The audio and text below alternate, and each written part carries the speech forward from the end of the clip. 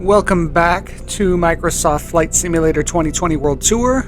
We are currently in Deer Lake, Newfoundland and Labrador, specifically Labrador, I think. Today it is Monday, May 30th, 2022. It's Labor Day. It's 12:53 p.m. Just got done going to the beach here in Newport and going to do a little flight. We're going to see how far northeast we can get. So again, we're in Deer Park, Newfoundland / Labrador, really Labrador. And we're still trying to get north to Greenland, then over to Iceland, then to the UK. Today, specifically, I'm not sure what we'll try to do. Probably fly over Grossmoor National Park, head northeast, get to the actual Newfoundland part of Newfoundland and Labrador, go up that coast, but we may only be able to get, realistically, in today's flight, to like St. Anthony, close to the Strait of Belle Isle. So the northeastern tip of Labrador before we cross into Newfoundland, from my understanding. So that's what we'll be doing for our flights, probably. For podcast, we're going to finish listening to the Friday, May 27th episodes of Sharp and Benning in the Morning, which we were listening to on our last flight. And then after those are done, we'll listen to today's episode of the Tony Kornheiser Show. I actually did a Memorial Day show, so we'll listen to that after we're done with Sharp and Benning. But for now, we're going to pick up pretty much where we left off on our last flight, halfway through Sharp and Benning from Friday, May 27th. Yeah, what's his bucket's way? Yeah. I was thinking Kelly McGillis for a second. Ed says in the Equitable Bank talking about inbox Top Gun, about Rain Man. She was in that one too, so. He goes, I liked Rain Man, but when I think of Rain Man, I don't immediately think of Tom Cruise. I think more of Dustin Hoffman. Yeah, but and Cruise also, was such a jerk sometimes. Well, and that's what, so he goes on to say, he goes, I was not a big fan of Tom Cruise in this movie because he made me very uncomfortable with his portrayal. He said he came across as a Richard Head. I thought, so if you're asking me so was Risky Business before or after The Outsiders? Risky Business was after? Oh yeah, that was after. Oh yeah, well sorry, I'm not, But Tom Cruise isn't on my, he was great in The Outsiders. He was, but he was not, so look who he was I know. sharing the screen with. Yeah, Emilio but Estevez, we didn't really Matt Dillon, know. Ralph Macchio. We didn't really know that those guys, like the Brat Pack, was going to be what they turned. No, like C. yeah. Wasn't anywhere near what he's going to end up being. But then when he did Risky Business, that was all about Tom Cruise. Outsiders was a really good movie, but he wasn't like a standalone. I do remember him in that. So did I come in hard in the paint on that one? Just a little bit? You're kind of weird. We're But getting. I like when you get into movies, Shane, because you're very particular. We are getting votes for Minority Report I've never seen it. and The Firm. What about The Last Samurai? I mean, that guy playing, it fits with a guy that looks super Western, civilization-ish. Which is what part of the story, right? Brian says, this is a sports show, right? What about All the Right Moves? Never seen it. Never seen it. I got to read this article. Sent me. So there's the one thing about All the Right Moves. Am I crazy, people, that it's one of the very rare, maybe only football movies where guys are defensive players? Look at all the football movies that you recall. Everybody's an offensive player. In All the Right Moves, except for my favorite character, maybe ever in a football movie, Alvin Mack. okay. But He may be my favorite football player in any movie. He's ahead of Beeman. He's ahead of Shark. He's ahead of Moxon.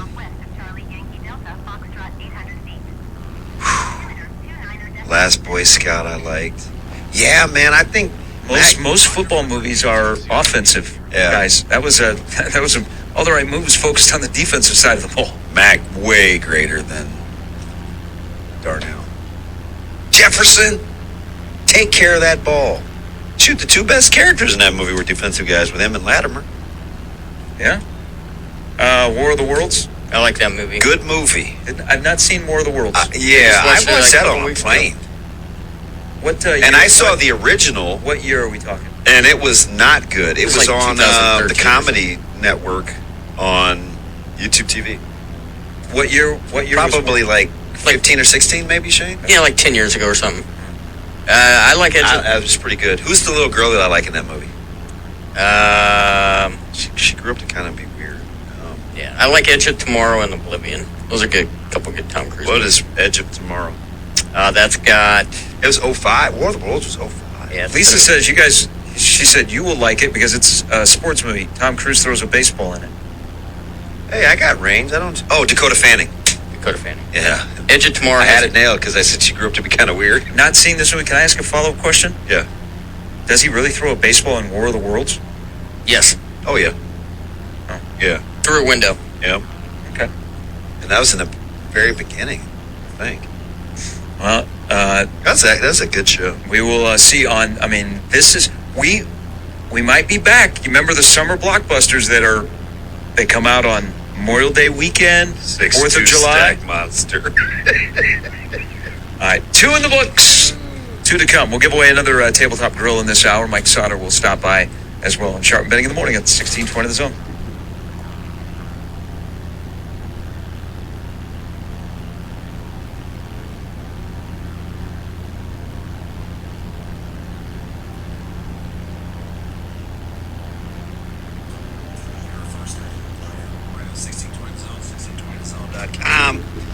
Brought to you by Har Cigars, Pipes, and Lounge. Great place to kind of just relax, unwind, enjoy a nice cigar, nice cocktail. Great location off the North 48th Street exit off of Mormon Bridge Road. And as Damien, our caller, will tell you, located right next to Cubby's. You need to watch Collateral this weekend. Getting a lot of run for Collateral. It's actually on my timeline a fair amount. So, do you think that Tom Cruise's career, which he's had a really, really good career, would be better if he would play more a-hole characters? So, Collateral, he plays an assassin named Vincent, and it's one of his best. He kind of was a tunnel vision assassin would be the best way to describe him in that movie. What was he in Minority Report? Do you know? He was a good guy. Was he a good guy? Yeah. So you really need. Here's what you need for a Tom Cruise movie. You got to have one intense scene where there's some intense dialogue back and forth. You have to have a scene where he's running for at least a block or two, just straight out running, sprinting. Like Forrest Gump, or what? Oh yeah. Because every movie he's got to have a running scene, some kind of jogging, some kind of he's running from something that's going to blow up. You get that in there, you're probably going to have a pretty good Tom Cruise movie. I don't know how he's going to work that in to Top Gun, He but would be one of those guys that it would be hard to pick his best movie. He's had some good ones, man, for a guy that I don't. He's not my thing, but man, he's had some. You know how much money Mission Impossible have made, the series? Like, that dude stays paid. And there's when's the next one coming out? there's 2 of them coming out. One is a 2-parter. We're in his wheelhouse. It's I believe it's I think the 6th or 7th one, so this will be like the 8th and 9th one. It'll be 9 total, I think. Did you have you ever watched the TV series Mission Impossible? Because this is where it came from. Not Was Jack Reacher any good? Yeah, Jack Reacher is pretty good. Is he a good guy or a bad guy? Good guy. Okay.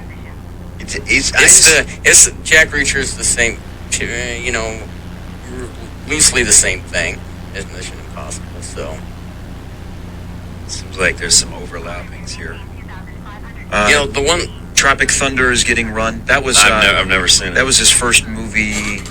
Wasn't that after remember when he was with Oprah and he jumped on the couch? Remember when he went through the whole Scientology thing? Oh yeah. Oh yeah. Him and Katie Holmes. that movie's a little controversial. But also, so if you go back, so Tropic Thunder, I think in Tom Cruise's career is an interesting moment. The Firm, Days of Thunder, which a lot of people like, but never seen Days of Thunder. But Tropic Thunder, like Tom Cruise 13, 14 years ago, was starting to lose some juice. And then Tropic Thunder, like he had the thing with Oprah, jump on the couch, and that, because he had Lions for Lambs, which was a movie that was absolutely terrible. Well, there's a lot of those movies that don't. I mean, Days of Thunder might begin to run, but the problem with a movie like that is it doesn't stand the test of time. It just doesn't. Why is that? Do I even ask? I mean, it's More or less than Interview with a Vampire, which my brother liked. it's a good movie, but even I tried watching that like over the summer last summer. I was like, it's kind of outdated now a little bit. Just the way it's made. Was The Firm good? I like The Firm. I hadn't seen it. I was just in college, so I wasn't watching a lot of If you like scenes from the city of Memphis, Is that where it was shot? if you like, name just escaped me, he's passed away. Wilford Brimley. Wasn't Ned Beatty Shane in that? The guy that played the old sheriff? Mm-hmm. Wilford Brimley? Didn't he? What was his commercial? Was it UNICEF? No. like The oatmeal. Ethiopian kid? What did he do? He did something. Oatmeal, maybe. I can see I can see it.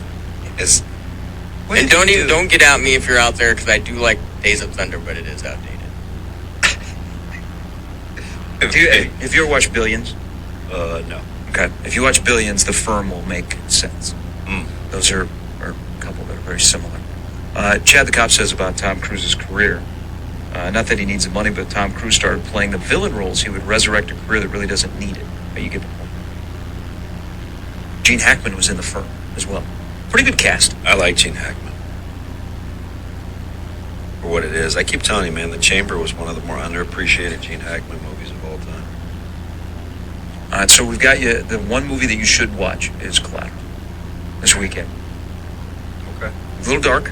Maybe Edge it A tomorrow. lot of killing in it. And you're also going to be taken back a little bit because Tom Cruise has gray hair in it. So familiarize yourself with Vincent. You got Jamie Foxx driving a taxi. And you also have Tom Cruise as Mr. Hot Take Artist in it as well. He's got opinions on a lot of different things. Noted. But he's set to make, this could be a huge weekend for Top Gun. If it's not, Yeah. Is Memorial Day a big movie weekend? yes. Okay. I just keep learning. And they have been promoting this. I mean, this feels like pre-COVID when they would build up the blockbusters, whether they come out on Christmas or in the summer, that you have, 3-4 weeks where everybody is making the tour of the media and you see all the trailers. I mean, look at how many different trailers were released for this Top Gun. Well, it's the weekend that you want. I mean, it's obvious because you get the extra day in there, so your weekend, your weekend is expanded by one day, and everybody's excited, and summer's here, all that kind of stuff. This is the weekend traditionally that the big first movie of the summer would be out. Oh, and you got racing this weekend. You got Monaco, Yeah. and then you got the Indy 500, which has got the best trophy in racing. And you got a guy on the pole that went 234 miles an hour and thinks he can go faster. And IndyCar racing is starting to make a comeback.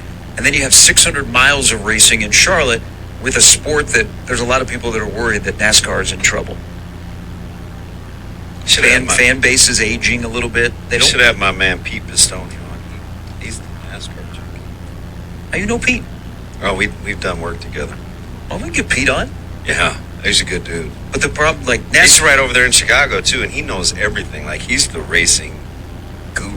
See, I like watching NASCAR, but their most dynamic drivers are not winning. Mm. And that's not helping. And it is that sport gets more and more expensive by the day. So like a lot of Michelle Wees and Kornikovas. I like the names that kind of a I think, fringe I'm sorry, NASCAR person would recognize, It's Michelle Wee West. that they would recognize, are not winning. And there's Danica also Patrick. There's How also does the that part of- happen? that How they do don't people win. get so popular without winning much?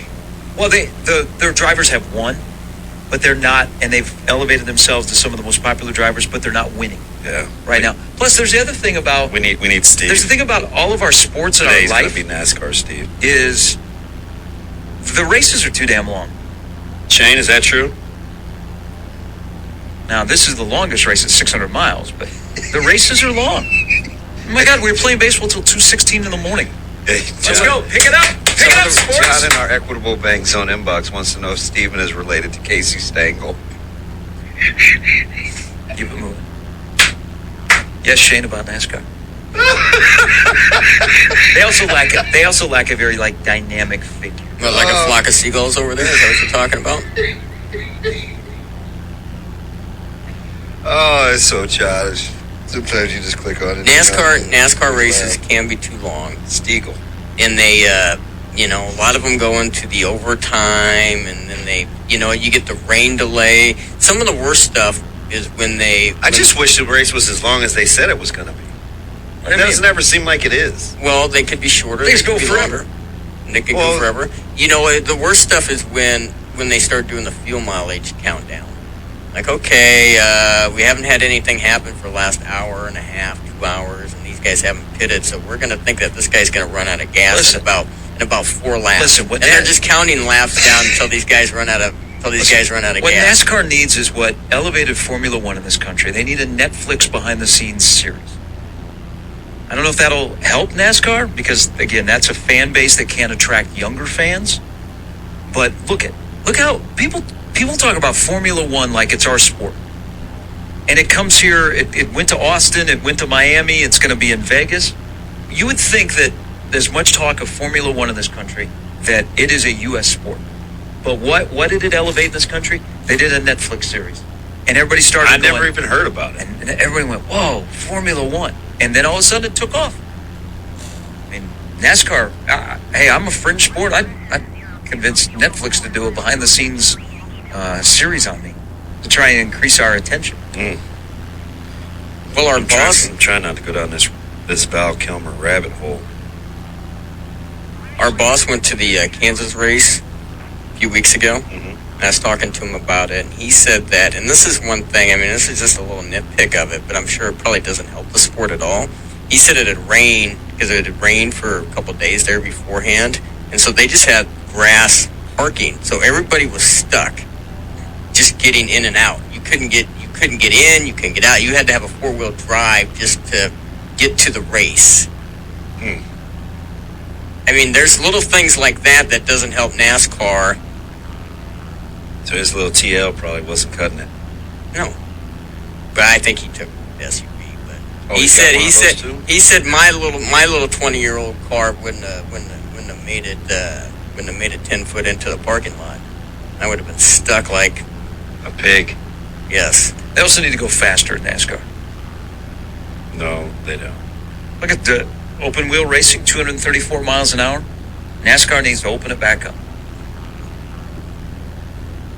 Speed kills. All right. The one thing that makes NASCAR exciting is the one thing that they cleaned up, which they needed to, but you need to have the wrecks. Plain and simple. You need to have the wrecks. You do. That's the one thing. I mean, and to avoid the wrecks, I mean, it's the excitement, it's the danger. Look at the movie.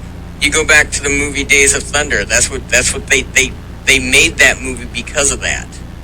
And they centered it around wrecks, that sort of stuff. I mean, I'm just throwing the truth out there. Hey, that's what people like. Hey, this is an expensive sport. Go out and wreck a couple of cars. They don't want you to wreck. I'm just saying a little bit more bumping and grinding instead of just you got to have, instead of just going around. R. Kelly's doing 25 to life because of that. Just going around in circles. I mean, you got to have a little bit of bumping and grinding. What? Rubbing and racing. Thank you. You can call it that too. Whatever you want to call it. Bumping and grinding is. Thank you. There are people that are taken off the racetrack, so to speak, when you are bumping and grinding, but we'll just go with rubbing and racing. What's the difference? Semantics. Damon will explain to you in the break. I don't get it. What's the difference? We're going to give, we'll go to a break. You can discuss it, and then we'll come back, and Damon will give his meat away. Yep. Tabletop Grill. Up next, 951-1620. Start dialing now. Frank's Pizzeria has a new location, just like their original location at 142nd. Your first annual buyout. How powerful is the NFL, Damon? Pretty powerful, Gary. Never in my lifetime the Sugar Bowl has started at 11 a.m. Oh, yeah. Because of the NFL on December 31st. The Sugar Bowl will begin at 11 a.m. Are they mad? I think they'd be a little upset. New Orleans, 11 a.m. Sugar Bowl. Give them time to have recovered from the night before and then ramp up for the night preceding. Oh, I guess it'd be kind of like the Big Ten baseball tournament right now. You're such a hater. No, just You're such a let's go. hater. Pick it up. Let's go. 9 a.m. I'm watching. You and Connor making fun of me for watching baseball. That's fine. I like it. You're watching the obscure I'm watching whatever's in the rotation. Florida Atlantic and UTSA. Yeah, I did for a little bit until I flipped over to Okie State and Baylor. Shannon's not allowing me to enter the studio on StreamYard, so as you can see, it's breaking me up inside. Actually, I couldn't care less, but it's whatever. Yes? Do you want to say something? You On just the want to play with invite? the microphone. Figure it out. So the invite didn't work, the old invite?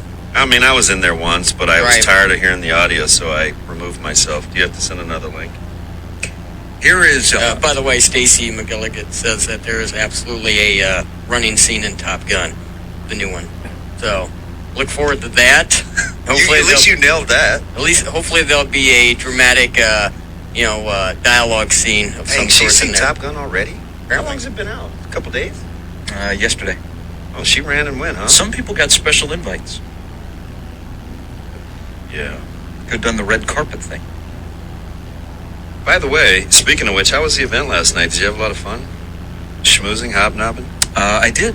I did the Omaha Sports Commission OSCAS. Yeah.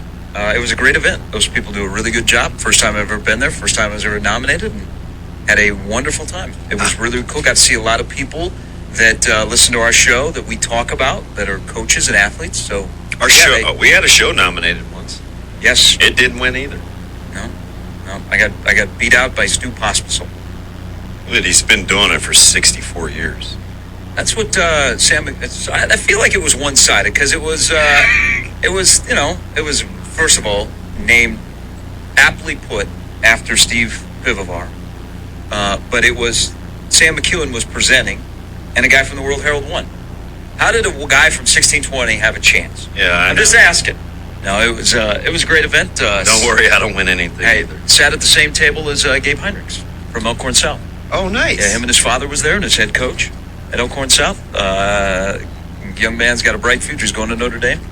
So yeah, it was cool. Garrett Grice was there. Got to Jason Green. His parents were there. Grace is a stud. Coach Flannery, Coach Booth.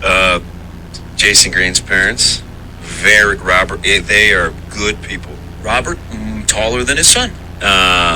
They live. So's Casey. Almost. Close, yes.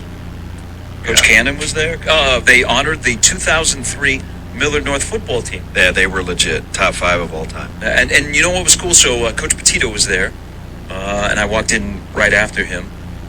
And we talked a little bit. But I bet they had, 30 guys from that 03 team that were there last night. Top 5 of all time. Yeah, it's maybe top 3 or 4. It was a really cool event. The Omaha Sports Commission does a really good job with that. They had some inductees into the Hall of Fame. They did it at the Relevant out in Elkhorn. Yeah. Off of Maple. It's a nice. It's not far from. So Fred Hare, yes, his son gave a video presentation. Fred passed away about 8 years ago. Camaro Barti went to the Hall of Fame. Also Joanne Kappas from Bellevue West, most notably volleyball. She spoke for a long time. And then the 03 Millard North football team went in. Yeah, it was a very good team. You got 85 Prep, 82 West Side, 03 Millard North, and that 14 North. That's about it. And speaking of Millard, so Harrison Phillips also got like an award. Yeah. And he's cock diesel. Oh, yeah. Yeah, there ain't a lot of fat on that boy. By the way, he'll be stopping in studio here shortly. How was the food? They had appetizers beforehand, open bar. Was it heavy appetizers? I didn't eat much. But they, when they were walking around with the appetizers, it looked like a good selection. Nice. But it was a really, really cool event. I was just happy to be nominated. But Nick and myself, we ran runner-up to Stu in an award that had the World Herald written all over it. Yeah. Not bid or anything. That's okay.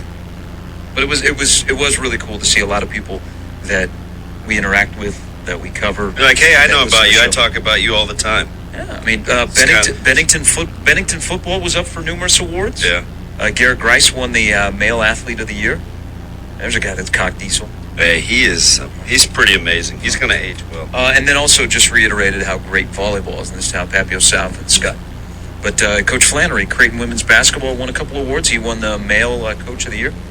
We have another couple. We got a couple of defensive movies for football. I told Asian Wife said The Water Boy. And Remember the Titans. Okay. It's just rare to have a football movie No, that's I'm with about you. defense. I'm with you. Somebody said Rudy as well. Rudy, you look like you'd be positionless. What do you say, positionless? All right. Before we give away your, He didn't look like a nickel will. you look like a Sam. The meat is so big. You look like a Mike. Look at this guy. He's moseying on in. Oh boy, the show just went downhill. All right. Here is Ramon before we give away something. Razor Ramon. Hello, Ramon. Hello, fellas. How you doing? What's up, Ramon? Man, I'm doing good, man. I was listening to you guys talk about when movies came out, and I just wanted to say I completely relate to the middle-aged tendency to underestimate how long ago things happened. Damon said Collateral came out about 4 or 5 years ago. Collateral came out 18 years ago. Was it really? Well, and War of the Worlds was 05. I thought that was like 15 or 14. Yeah, David, your answer is always, well, about 4 or 5 years ago. Hey, but listen, though. You know why, Ramon? I'm going to be honest. Why? Because I never see things right when they come out. Uh-huh. It usually takes about a year or two, unless it's Marvel or DC. That happens to me with people's kids all the time. If I haven't seen them in a while, I'm always thinking of kids about 12. And they're like 30. Ramon, thanks for the phone call. Have a great weekend. Oh, man. My man's got a sense of humor. Hey, wait till a couple of years from now and you find out what happened in the Nebraska 21 football season. Yeah, when I finally watch it. Yeah, Collateral 2004. You're going to watch it this weekend, and I want to report back. I'm not a huge Jamie Foxx guy either. Law-Abiding Citizen was fantastic, as was... Jada Pinkett Smith is in I was just Collateral. gonna say Jada's in it. Jada Pinkett Smith is... Jada Pinkett Smith from 20 years ago is pretty amazing. Well, that was about 20 That was years about ago. 20 years ago. Jada Pinkett Smith from like yesterday that said she doesn't really even like Will Smith and kind of controls him. Jada Pinkett Smith's not my favorite. Will needs to grow. Plus your kids are grown. Leave her.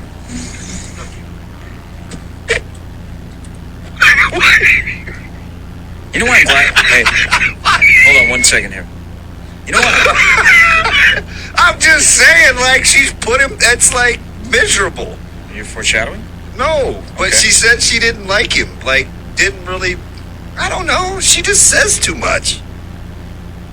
Hey, I'm glad I didn't win last night. Why? What if somebody would have pulled a Will Smith on me? Wow. They're on stage, give my Would you have told? acceptance Would, speech. would somebody have been telling a bad joke about you? I don't know. There was, and the acceptance speeches were pretty good, but they always said keep it to 2 minutes. I had mine. I was pulling out like a CVS receipt.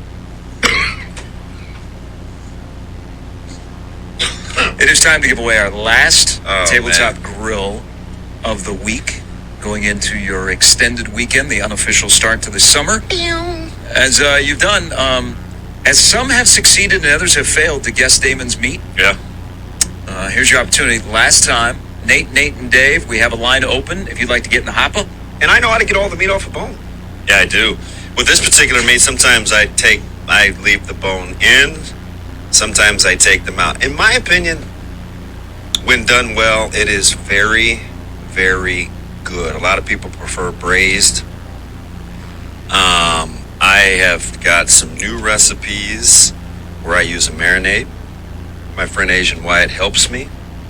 Now, for people like Johnny the Pig, who are very particular, right? I think if I'm talking about hamburger and it's ground chuck, he wants me to differentiate between the two, right? Chuck roast versus hamburger. Yep. There are usually 3 different kinds of this particular cut.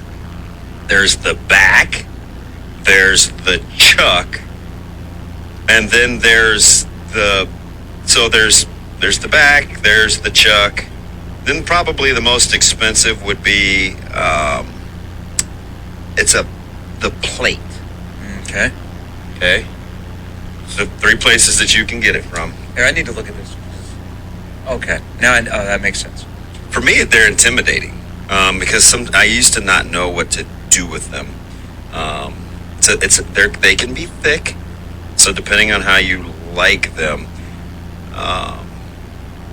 they're kind of the afterthought because in the pig there's multiple other options. So when people think these, they're like, you don't get enough meat, but you can get them very tender. Some, like I said, some people like them braised, some people like them slowly done, low and slow to get the tender. But remember, there are 3 different kinds: the plate,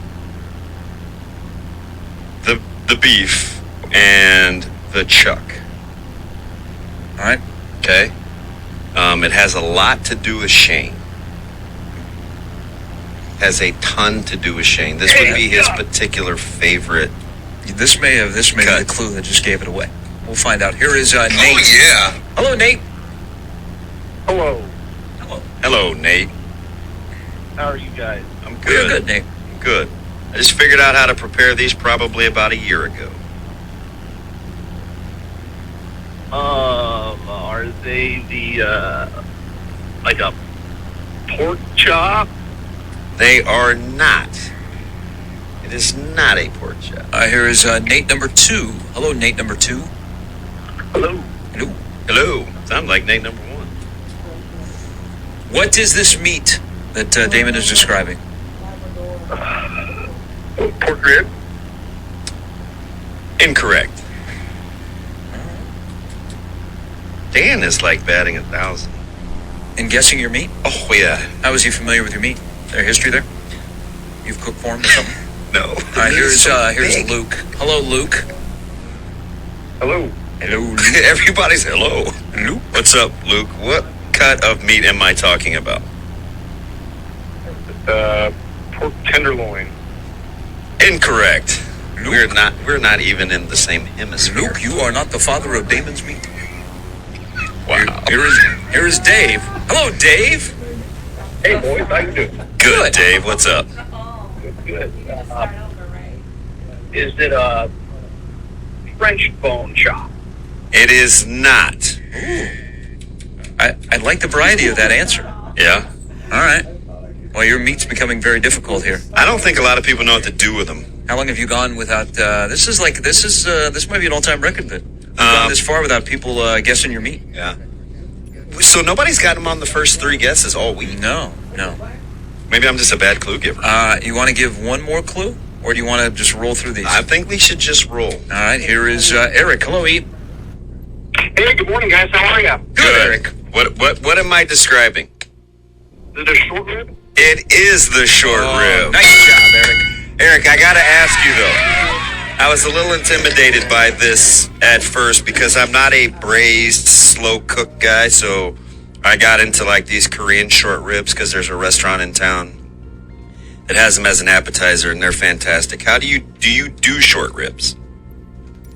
I have done them once. It did not turn out good. So Yeah. So I need to keep trying. They're tough. I was about over my first 3. I almost got away from them, but when done right, Franklin, they're fantastic. They're amazing. Yeah, I do a Korean short rib now. Hey, Eric. Thanks for listening to the show, and congratulations. I hope you enjoy the tabletop grill. Hey, thanks, guys. Have a great weekend. Hey, thanks. We'll put you on hold, Eric. and then, Asian Wyatt really helped me nail it.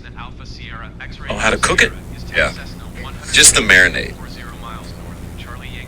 You only need like 4 or 5 hours in the marinade, and it's pretty unbelievable. I told a joke because they call for Asian pears. I said, "Hey, can I get away with not using an Asian pear?" That like turned into a joke. So you can just use a normal pear? Yeah, I could use an agent. How about not? How you doing, Shane? Oh my God. Short ribs. How about Sharpie saying that would give it away? That's tough. Is Shane walking in there? Shane, love the short ones. would you like a short rib, Shane? Sugar Shane.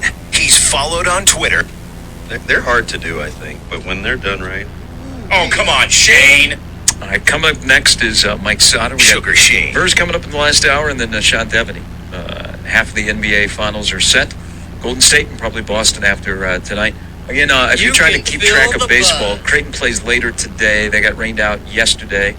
Omaha plays at 6:05 tonight against Oral Roberts in Tulsa, and Nebraska's not playing at the Big Ten tournament. Wow, really? I'll just remind people. Sometimes people are, not paying attention. Do you think that they forgot, or? Well, I think the whole Nebraska baseball program forgot they were supposed to be in the tournament this year. Wow. There's some guys that are forgetting that they ever played at Nebraska, looking at what Will's doing to his roster. Tough crowd. Nebraska baseball.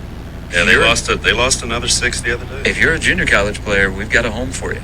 He ain't messing around in 23. I'm telling you. No. They had a bad experience this year. That head coach is not messing around.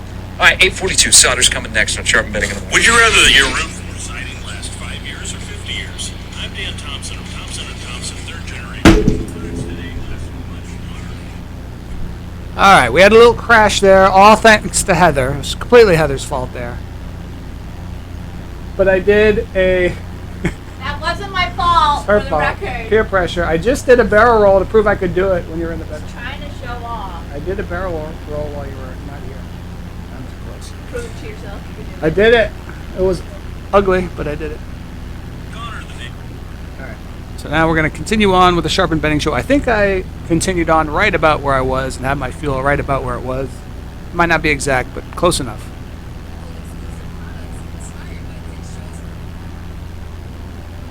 All right, 8:46. Sharp and Betting in the Morning. Last show of the week. We're off on Monday, so don't get up at 6. We won't be up. I will. Why?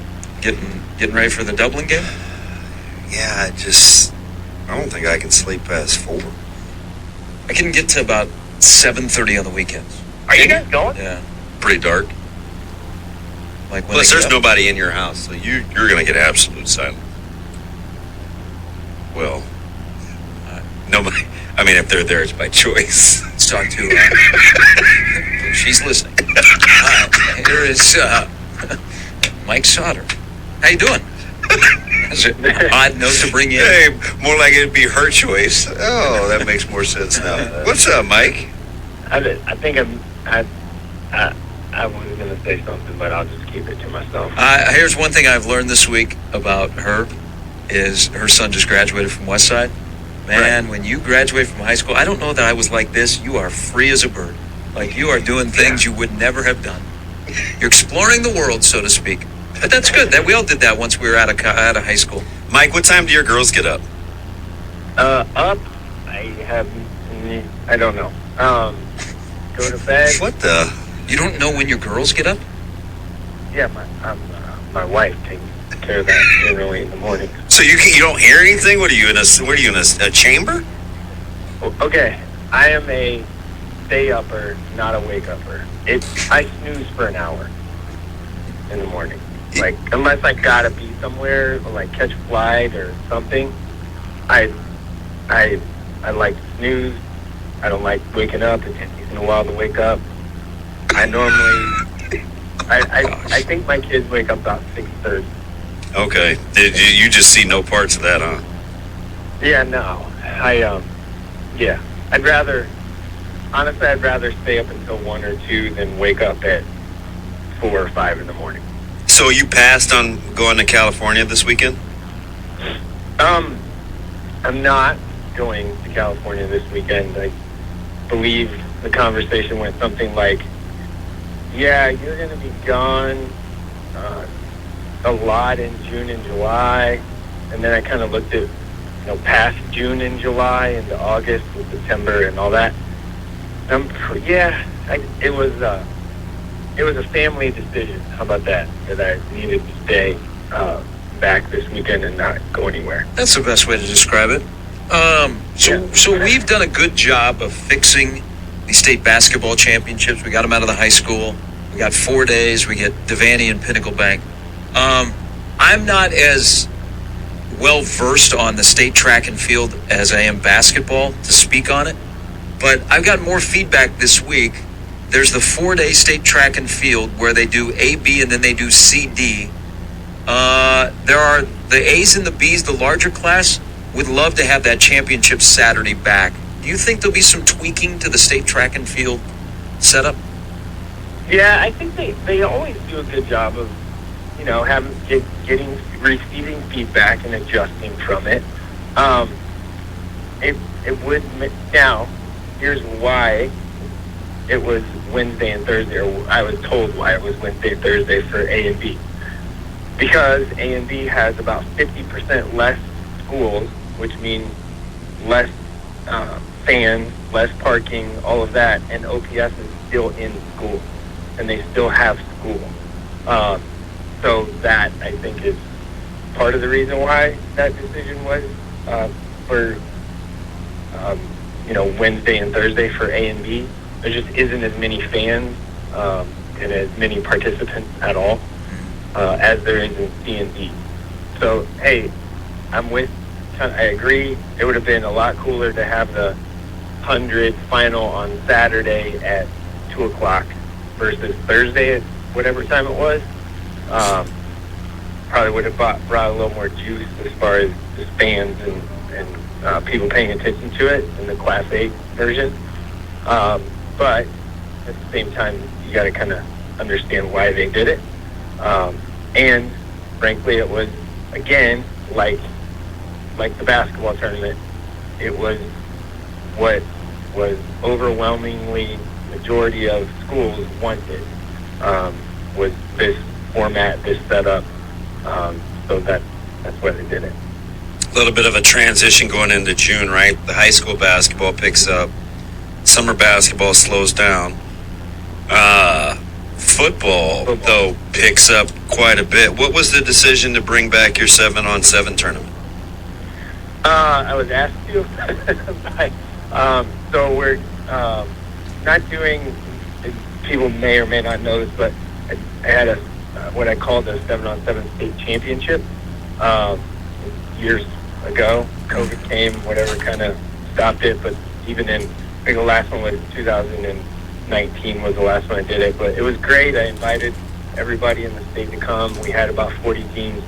Kind of handed it over after I was told at the other place that I worked at that they didn't want to do it anymore. So I handed it over to somebody else. And COVID and all that stuff happened. So anyway, I'm bringing it back this year. I invited about 20 to 25 teams. We got 16 that said yes. It is going to be the NEB Prep 7 powered by Battle, my good friends at Battle. And it is, as the plans are being laid out, it is the coolest, best experience that a 7-on-7 tournament that we've seen around here ever. That's a goal. huge statement, because that's a burgeoning business. Yeah, that the goal is to have it be the best experience that any coaches or athletes have experienced in this area as far as 7-on-7 is concerned. We're talking 4 referees per field, a field manager. We're talking tents for each individual team with like a player's lounge. Jerseys are provided, all of that. So it is, I am very excited about it.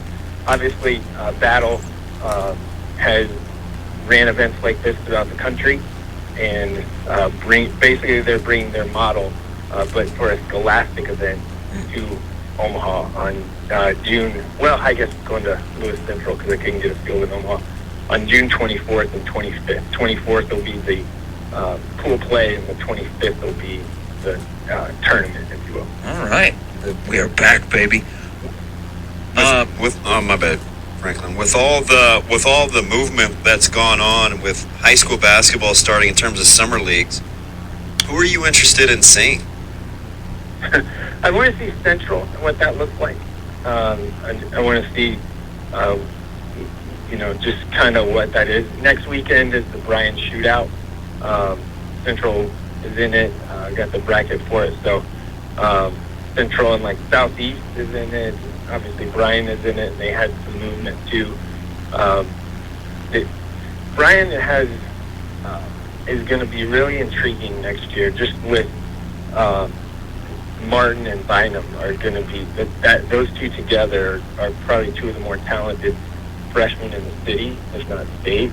And now they're on the same team, so that'll be kind of fun to see. So I think those two are the ones I'm the most intrigued by. I think we kind of know, what Westside is going to look like, even though there's a lot of roster change there with just graduations, and it'll be kind of not new faces, but bigger roles with those faces.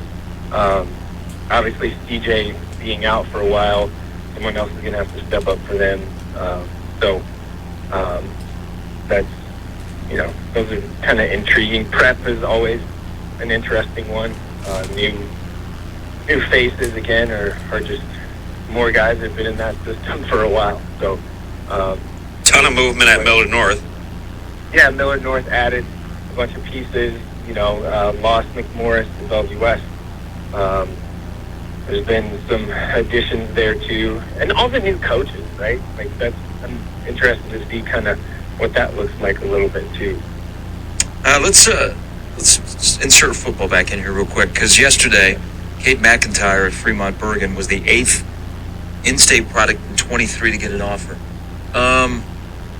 Barrett Rude, this is coming from Kate in an interview, I think Husker Online, said that Barrett Rude told him that they were late in the process, that they kind of evaluated him early on in what position they wanted him to play. They were looking at him as wide receiver. Now they're looking at him as a linebacker, so that's kind of why Barrett Rude has taken the lead.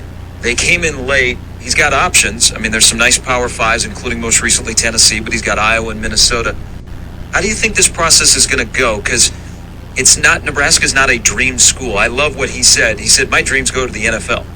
So how does Nebraska handle this, getting late in a guy that we all saw in person, and then a lot more people saw him play in the state final, that you go, man, this is an athlete that's got a lot of upside. And oh, by the way, brother is going to play college football as well. Yeah,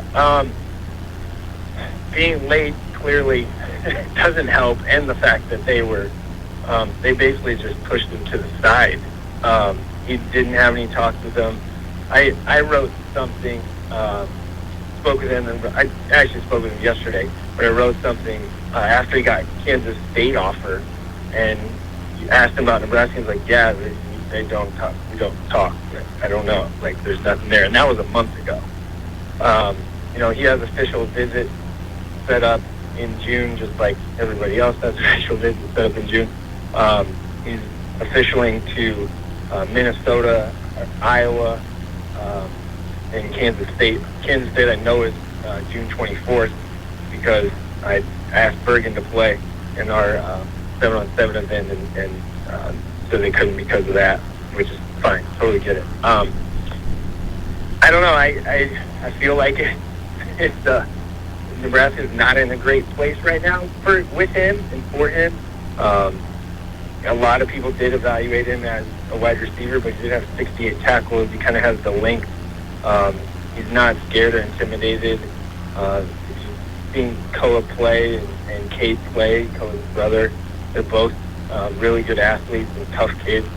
I think also maybe the stringing along that Nebraska did with his brother probably might not help Nebraska's case in this situation, because they kind of just strung him along for a while, which they like to do occasionally with kids that are potentially walk-ons or kids they want to maybe be walk-ons. They kind of string them along and tell them what they want to hear until November hits.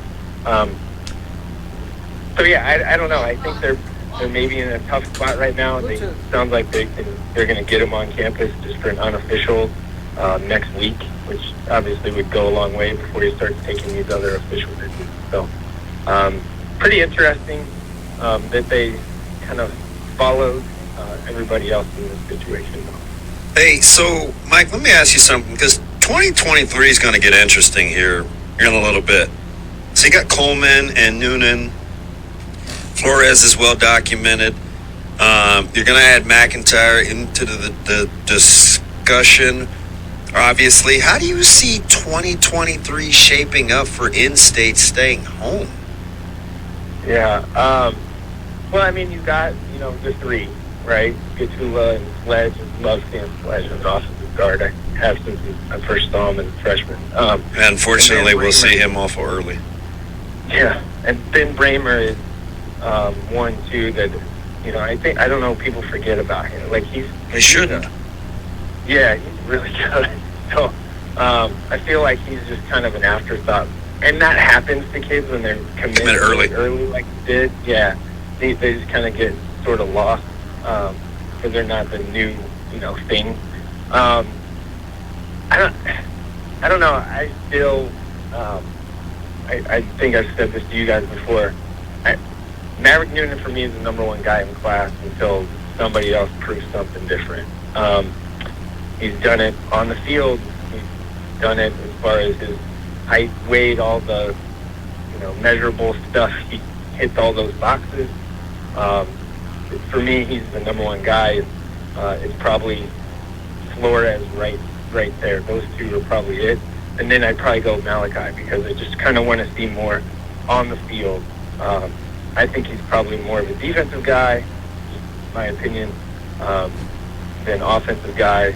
He's clearly checked every measurable box that there is. Clearly does. And then you have a guy like Denny Nagoy from Lincoln High. I just saw he's officialing to Minnesota, right? Yeah, Iowa State. Iowa State? Yeah. So, he's a really nice athlete guy, but again, he's one that,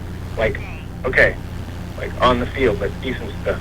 His brother, the story's fantastic. The family's great. People remember Dan was on the Parkview Christian basketball team that Garth Glisson coached, and then ended up finishing playing football for Wayne State. So, but that's how I would shape it up. I think Sledge is the best lineman of the group and in the state. I just love his aggressiveness and power. But if I was ranking them, that's probably the order I would use. Is Noonan, Flores really close there, and Coleman's really close. Those three are really close. But I think in 2 or 3 years, I think Maverick Noonan's going to be a monster wherever he goes. He's just a stud. I mean, he's quiet, doesn't say much, but just is a killer on the field. So that's how I would rank him if it was me. Well, hey, have a great weekend. Any thrifty shopping today? No, not today. I went to. I've been to. I went to Hy-Vee once, twice, 4 times on Wednesday and Tuesday. Why didn't you go? You go in, get what is on sale, take it, put it in your car, change your shirt, go back in, get it again. No, I did. I did. I went. They had ground beef or whatever meat. $1.99. $2. Yeah, $2 a pound. So I went. I bought. It was limited to. Bought 2. Took it to my car. Went back in. Bought 2. And then I felt like that was probably enough at that Hy-Vee. And then I drove to one a little closer to my house and did the same thing there. So, and then on Wednesday, I went and got a couple things at 2 Hy-Vees too. And then yesterday I had to go to Aldi for something that was on sale. So. You cut coupons? Sometimes. Okay. You're a couponer? I mean, I like looking at the ads. That's usually what you send me. Yeah. Hey, I'm all about trying to save a buck or two. We know that. Yeah. And you do it quite well. I don't have a problem spending, a couple $100 on a pair of shoes though. But if that cereal is 50 cents more than what I'm used to paying, it's a problem. Hey, one final thing here before we let you go, because I saw it yesterday when I left the Omaha Sports Commission Oscars. And Damon brought him up the other day, and I kind of have noticed it a little bit more. But Andy Means had such a great tweet yesterday picture of him walking out of Millard South after 36 years. Are we? Is Coach Means going to be an active Twitterer? The last couple of weeks, man, he's been good. He kind of tweeted a little bit. Him and Bob Dezurin are two guys that I think should be more active on Twitter in their retirement. Bob is great on email. I'm thinking of an idea for some retired coaches for the fall. How about that? I'll leave it at that. A 7-on-7 tournament or what? No, you're gonna. I'm with you. If I think you're right, why wouldn't you? Yeah. I'm thinking of using some knowledge for some older guys that are retired coaches that still want to be involved. How about that?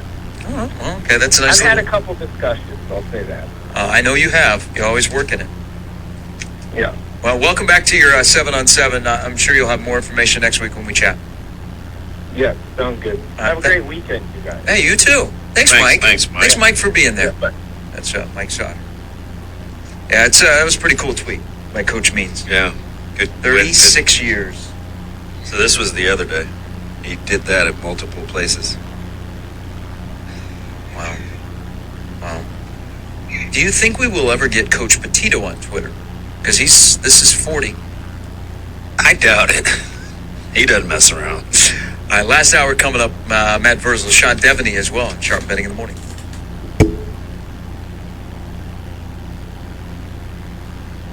Progressive presents First Come on. All right, last hour on a Friday.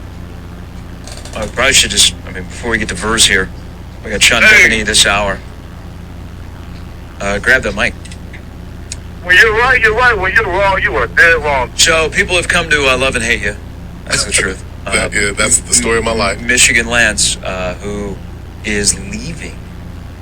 Still going to be a listener of the show, and I know that you'll call in. Most definitely. But you are moving out of Omaha. Yes. That's like big news. That is, man. Going into the belly of the beast, the Sunshine State, Florida. That's a love-hate place, isn't it? Hey, man, no state income tax. You'll find that out right away. Right. When you register your car and you're like, man, this is $400 cheaper than it is in Nebraska. Exactly. Yeah, man. So what I try to do, and DB knows, is practice what I preach.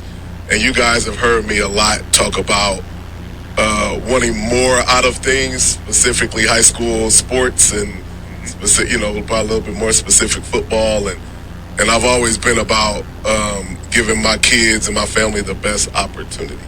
And so there's some things my kids want to do that Omaha just doesn't provide. And so my son wants to be a Division I football player. He wants to go 3 years, and he wants to go to the NFL. And my daughter wants to go into performing arts. There's no performing arts school here, and she wants to do that, and she's a great artist, and she wants to work for Disney one day, and so we want to just provide opportunities, you know what I mean, for not only me and my wife, but for our kids too, and, get more reps down in Florida with football than you do here, so. Hey, guess what, Lance? They have spring football, and it just wrapped up. Yeah. Well, when we all love that, well, I would specifically.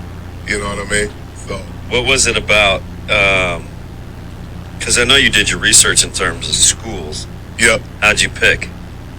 Well, my kids are in private school, and so we were looking at Charlotte at one time, at Charlotte and Jacksonville, actually, and we looked at private schools there, and one of the schools, so the school that my kids would be going to is Trinity Christian Academy, and I kind of got the research a couple years ago. My mother mentioned it, but then also actually Brandon Williams, Omaha's finest from Central and University of Michigan, actually told me that he had a guy he played in the league with, in the NFL with, that coached out there. This was probably like 2017 or probably like 2018.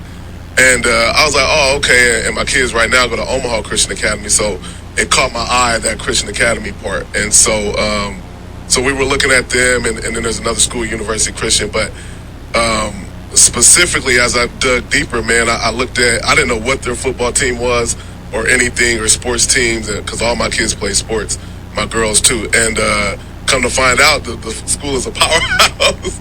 You know what I mean? At the time we looked, they had won like 7 state titles, and now they're up to 9. And I'm like, oh wow, this is pretty good. So I believe God put us in the right position. My son took the test and got in, and so my daughter will follow, and my youngest daughter takes the test when we go down, when we move down next week. That's pretty cool. And plus, you got a chance every year to have Michigan playing in the Gator Bowl. Yes, indeed. Hey, we snuck in when they played Bama a couple years ago, and that was the highlight of my son's life. And me too. It was pretty cool, man. We snuck in at the end of that game. We were in Orlando at the Under Armour All-American game, and I was like, hey, we can make the Michigan game too at the end, and we should be able to get in the fourth quarter, and we did, man. So we're excited, and you already bought your 16 Trevor Lawrence jersey? Hey, did you have any tug of wars with public versus private? No, we've always been private. I know. I felt like here was more out of necessity. No? Yeah, I guess when we went down there, no, we wanted to stay. We wanted to stay that Christian faith background. Of course, I grew up OPS, Omaha Public Schools, which was great, for me. And my wife ended up she went to Sacred Heart, then she finished at Bryan, and played, 4 years of basketball at Bryan. And so, but we wanted to do private, and no, I was no tug of war, They got, probably from mom, she's like, they got a good public school down the street. She doesn't come from that part of it, but you're like, no, man, we're going to go private, and there's an advantage to that. You know what I mean? And the schools we looked at here, we were looking at West Side, Bellevue West, and Prep. They weren't looking at us, but we were looking at them. I always try to stay ahead of the curve, and those were the 3 that my son would have went to, and if we had the option, and so like that. So.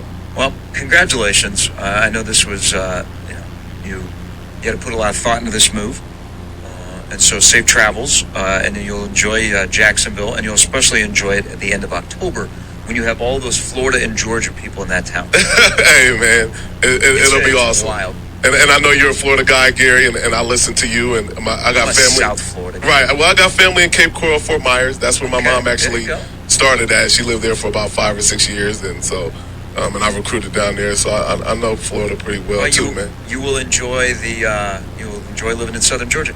Your idea came up. I was telling Damon, and I want to say when you were recruiting, I was trying to tell him, and you brought up Cape Coral, so this sparked this thought. So the one thing that the high school coaches do in that part of Florida that I covered was they do a job fair, a college fair for recruiters. Yep. I went. Yeah. Okay. So there were a lot of Nebraska schools that represented Wayne State, Doane, would come down there. Yep. I sure did that. That's when you were at Wayne. Yep. When I was at Wayne State, I recruited South Florida, Southwest, Cape Coral, Fort Myers. I actually just was digging through and found some old tape of Noel Devine and Fort Myers High and a couple other schools too. I said, I remember these days. And so they had a nice what do you want? I don't know, type of convention, man. They got the high school coaches, and we walked around, and people from all over the country came, and that's the thing. More options, man, there's just so many options and so many opportunities that they get to play and show their talent. You know what I mean? And I hope somebody I always said, the head coach of Nebraska, or now Trev Alberts, who's a football guy. I mean, I really think that they can lead the charge. Tell us what the state of high school football, because that's what we are. That's what this state is. I know there's other things, but we're known for football when you leave here. And I really think that they can lead the charge. Hey, tell us what we need to do on the high school level or middle school level to be more accessible, so we won't be late to the party. So you guys won't be late to the party, like you were just talking about a recruit. It's like, hey, what do we need to do to get better? Tell us, so then we can go do that. Are you having a garage sale? Getting rid of a bunch of, probably have some good stuff. I'm getting rid of a couple things. We downsized, sold the house last year, renting right now. So, hey, man, we're clean out of here. So I'm going to donate to one of my players. One of my students. I'm going to donate. He got an apartment. He just graduated. Well, congratulations, my man. Thank you. What's up, Shug? We'll stay in touch. The street school is going to be they've had a little chance to get acclimated, right? Most definitely, yeah, man. I left on a high note, left there with $146,000 in scholarships for our seniors. They all earned this year, and one you're working with my guy Jelani and his brother that we got into West Side that I recommended. So I'm leaving on a good note. Doing some handoff to some people to take care of some people for me since I'm not here. And I'll still have some, connection. Y'all can call, and I'll definitely call in. Any preconceived team that you or your family is going to adopt when you move down there? Like, are you going to become a Jacksonville Jaguars? No, we're not going to. But we're or at least. But no, Florida we are State, gonna, anything no, like that? We are going to go though. I mean, we actually have options to go to professional sports teams right in that area. So Hey, that's Gator awesome. I didn't know it was Gator country in that area. yeah. They love the Florida Gators. Yeah. So. Because So, in Tebow is from Jacksonville. Right, yeah, that's true. Yeah, that's true. So in October, I'm not going to see just a bevy of tweets about the Jacksonville No, Jaguars. not at all. Not at all. We'll go watch and have fun, but I'm still a Bears fan, me and my son, and so wife is a Cowboys fan. No, we'll be good, man. Thanks. Good seeing you. Hey, thank you guys. I appreciate everything you've done. Safe. 1620 fans that listen to me, and Damon, Shug, and Gary, I really appreciate you Hey, guys. safe travels. Damon will probably be down for spring break. You guys can go up Come to through. You can go down to Daytona. Come through. Yes. Oh, yeah, that's I'm not far either. Yeah, go see Vince Carter's old stomping grounds. That's a huge high school, by the way. And also enjoy the ocean there. Ooh, yes, indeed. St. Augustine, Jacksonville Beach. Yeah, yeah. Been there already. We got more. Anybody wants to come visit you, he'll be down there on Tuesday. All right. Matt Verzal is coming next. Jamie's log. Progressive. Barrington's backyard. Day 11, 4:43. I'm Dr. Jack Rusley. I'm often asked why we need...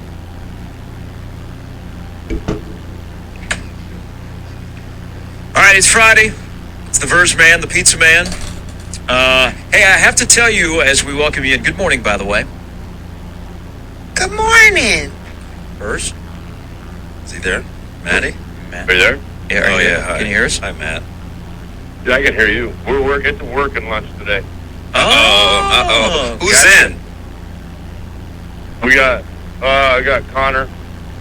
Little Jordan's in from El Capital School. Duke, of course, in as always. Eduardo Hernandez is in the building. Is he really a genius? Eddie? Yeah. God, no. Wow, okay. All right, let's hope his parents aren't listening. I mean, if you ask him, yeah. Yeah. Hey, last night I was at an event in Elkhorn, and somebody who played for you that went to college, is currently going to college at St. Ed, got hired by Andy Kendi at Channel 7 to be an intern. Played football at Scott. I believe his first name's Jack. So he went to St. Ed? Yeah, for college, but he played for you at Scott. Huh. What position? Do you know? He played for me? He said, yeah, because he would go, hey, is Verse going to be here? And I said, I don't think so. Oh, it was the Omaha Awards. No, I was there. You were? Last night? Yeah, I know. That just came to me when I said I wish I could pull that back, but it's on air now. Yeah. I think I know who you're talking about. Yeah. So Andy hired him? Yes. So he's an intern with the Channel 7 sports department. Oh, it's Jack Mack. Yes. There you go. Hey, now, you want a kid that will, prepare? Jack Mack calls some of the games that you don't call. Yes. I met him last night. He's very personable. He really wants to be in this business. And huge knowledge of sports and games, and yeah. So good kid. So he wanted me to say hello. Now we have to, let's get into, we were talking because we had Sauter on, and I know you like him because you were there watching their state championship game. We are very intrigued by him. Nebraska finally offered Cade McIntyre yesterday. So it's not his dream school. He said his dream is to go to the NFL. Do you like honesty in recruiting when, as a school, whether it be the home state school or somebody else, they're honest with a kid and they say, you know what, I know we're late to the process here and we misevaluated you at this position. This is what you want. Do you like the honesty, or do you think honesty hurts?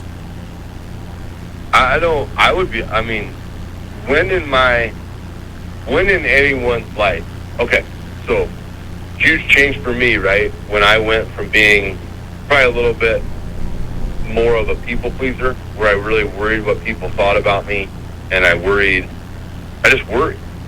And it's not that I'm mean or rude now, but I don't take a lot of S from people. And I think, and even your listeners have said it, I get compliments like, I love when you come on because you're just honest with us. Mm-hmm. You don't sugarcoat it. You don't. Now they said, no, you don't go full go, but we know where you're headed. So I love the honesty. Be honest with kids. I think a lot of coaches and parents would do better early on in their life. That say, hey, you're this. I've done some research. This is the average height, weight, and speed of a Division I, Power 5 college. Just gonna say linebacker, no example in mind. This is what they do. You are 4'2", you run a 5'2", and this is not realistic. What do you see for it? What do you when you try to project him? Do you see him on offense or defense? Don't even care. He's got that. Like everybody's like, "Ooh, what's the secret sauce? What's the missing link?" Aggression. That kid's aggressive. Like we've had a lot of discussions now because we've got linemen that I'm working with are going to camps and this and that. I said, hey, technique is in a bubble. I said, in a perfect world, I can get you to where your brain defaults to your technique. Guess what? You're a human being. You're not going to take perfect steps every play, but you can recover from them.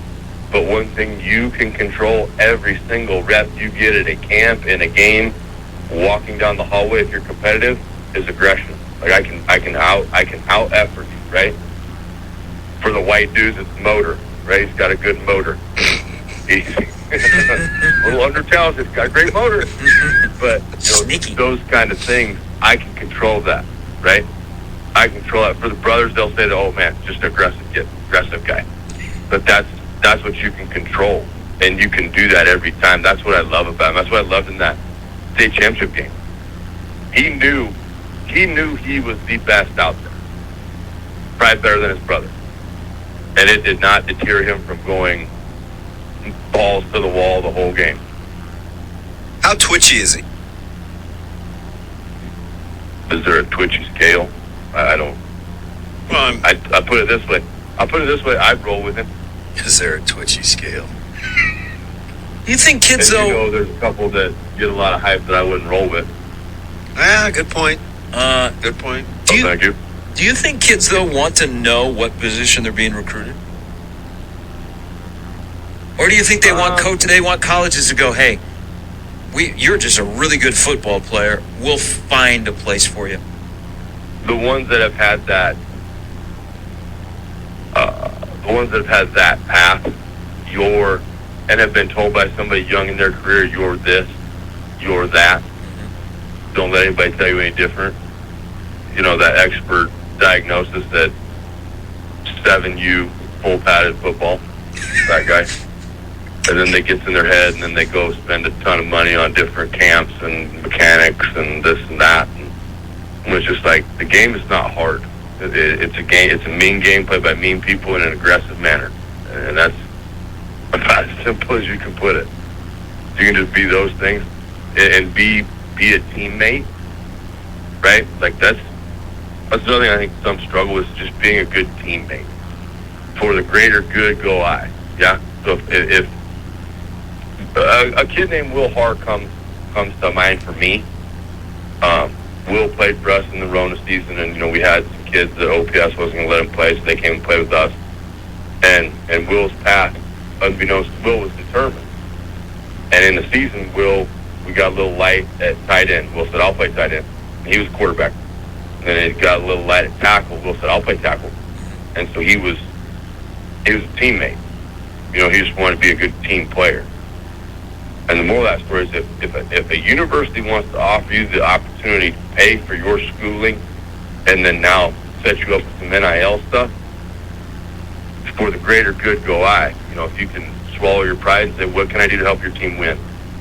What areas do you see me succeeding in with your team? Is it on offense? Is it on defense? Because that's, I think, the piece some kids miss is you're interviewing the school just as much as they're interviewing you. And you have to ask them those questions. What did you like about my film? Have you seen my film? Or did you just see me run around at this camp and do these drills? It's funny you say that because... Well, there's a lot of offers that come just out of Well, I remember when they first started recruiting Caleb, a couple of the schools met like in bulk, right? He'd meet with like 4 or 5 guys at a time. And I know the second time he asked one of the schools what made him different. right? Because Good question. because and that's kind of when I knew, Maddie, this was going to be one of those long processes, right? Because it was just one of those weird questions he has, but he just wanted to know what made that school. You know, you're trying to sell me, like, what makes me different to you? But see, that statement right there, you're being sold. Okay? Not in a bad way. Selling is not bad. People make a lot of money selling. But what happens sometimes is when you get there in the sales pitch, you now realize you don't like it. That's on you. You bought. And I'm not saying any example, but the kid now has to be so much more advanced, right? We're more advanced in reading defenses and doing these things as kids, right? The player. And now you have to advance them in a BS detector sense. Can I sift through what this guy's telling me? Is he really like me? Is he just saying this because he has to say it because I'm standing right here? Is he telling the kid next to me the same thing? That's one that'll get you like pretty far when you're there and you know they're recruiting somebody else. But what separates my game from Billy's game? What do you see the differences in? Hey, Put them on the spot. What about this, Matt? Because we were just talking in one of our meetings with the kids and the parents the last couple of days. We just kind of stacked them, and one of the things that was said during the meeting is, you know, contrary to popular belief, sometimes you have to learn to be a good follower too, right? Like, because not everybody's going to be the lead of the pack with a group of guys or a staff. Do you talk about that much, or does it just kind of present itself where kids fall in line? Because that's a big part of it. For my position group or for our team? Well, the one you could speak to the best. You can keep it to your O-line unless there's something you want to get across about your team. For the way the system is built that we're in, it will always sort itself out.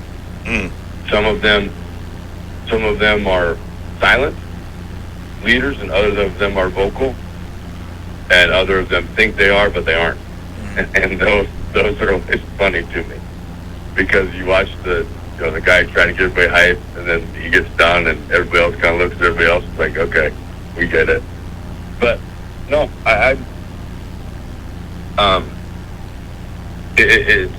when I work with kids at other schools, okay, I'll tell them straight up, I can't be out there for you. I'm not coming to your game.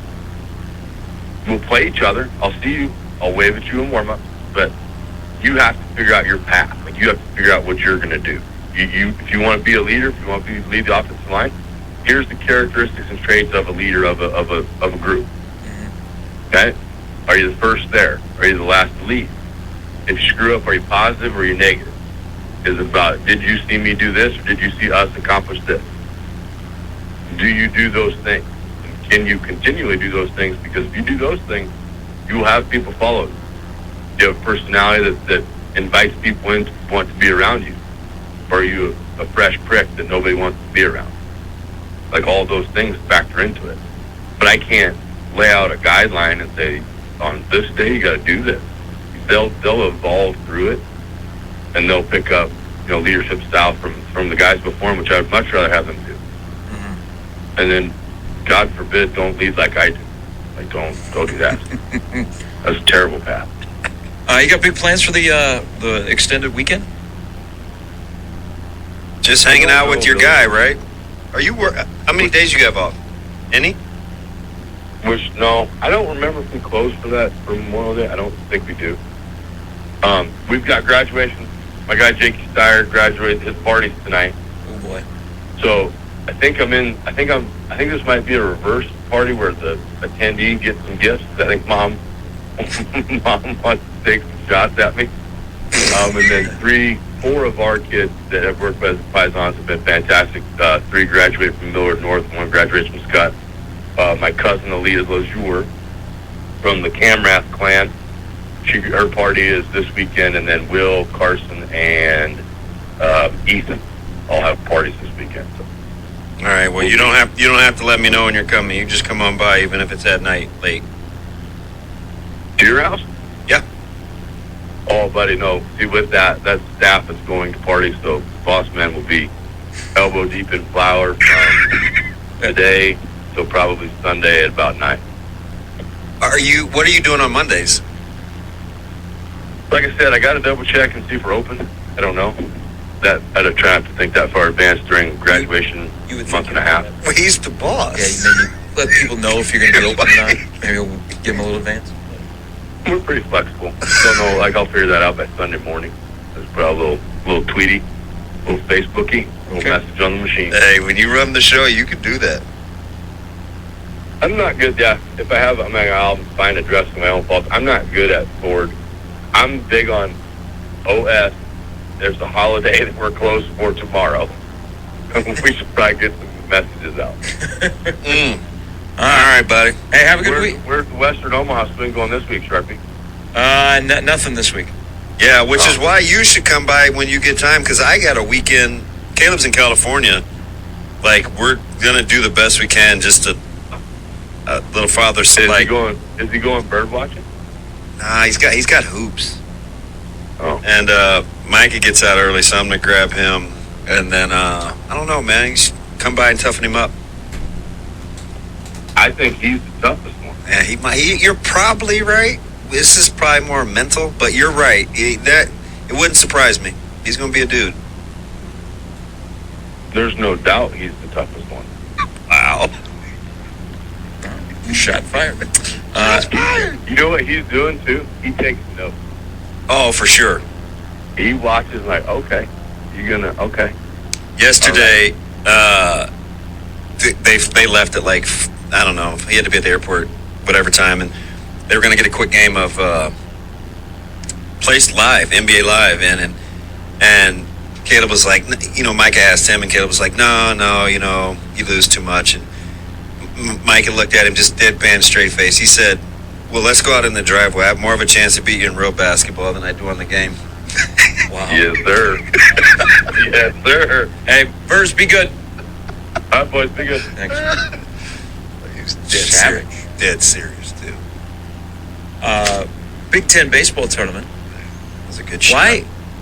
That guy basically has eye black all over his face. Looks like a beard. What are we doing?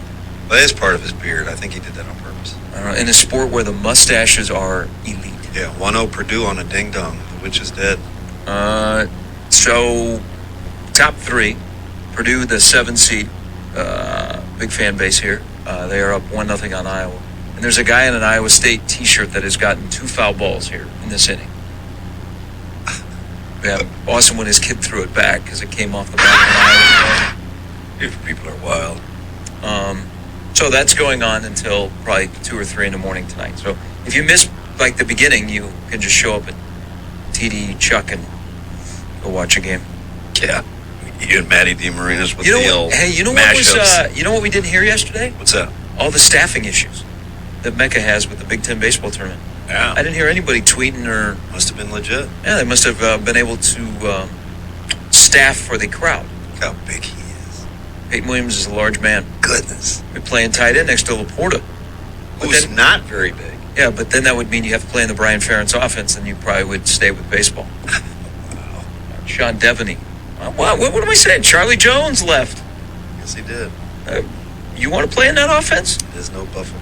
Do you have to? Why your kid's not playing wide receiver at Iowa? Do you have to special order shoes like that? Because those are some large shoes that guy's got. That's a large man. Big dude. What do you think those are, Shane? 14s maybe. 14 and a half, 15s.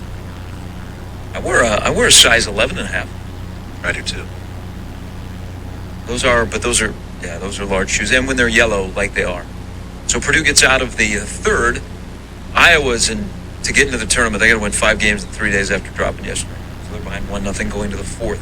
Beautiful day for baseball, by the way. The crowd, buoyed by Iowa fans, looks a lot better. They better hope Iowa makes it to the weekend, or to be Yumi and Dupree sitting in the stadium. All right, Sean Devaney on the NBA coming next.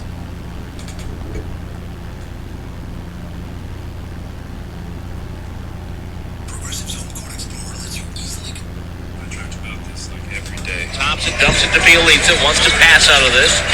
Hands off to Clay in the corner. Clay comes baseline, shoots on the go. One-hander from almost behind the backboard. Up and in for Clay. This one is very sweet. Curry crossover, head fake, off the dribble, one-hander. Thought he was going to get a foul call. No, Wiggins rebound, back to Curry. Corner three, Stephen Curry.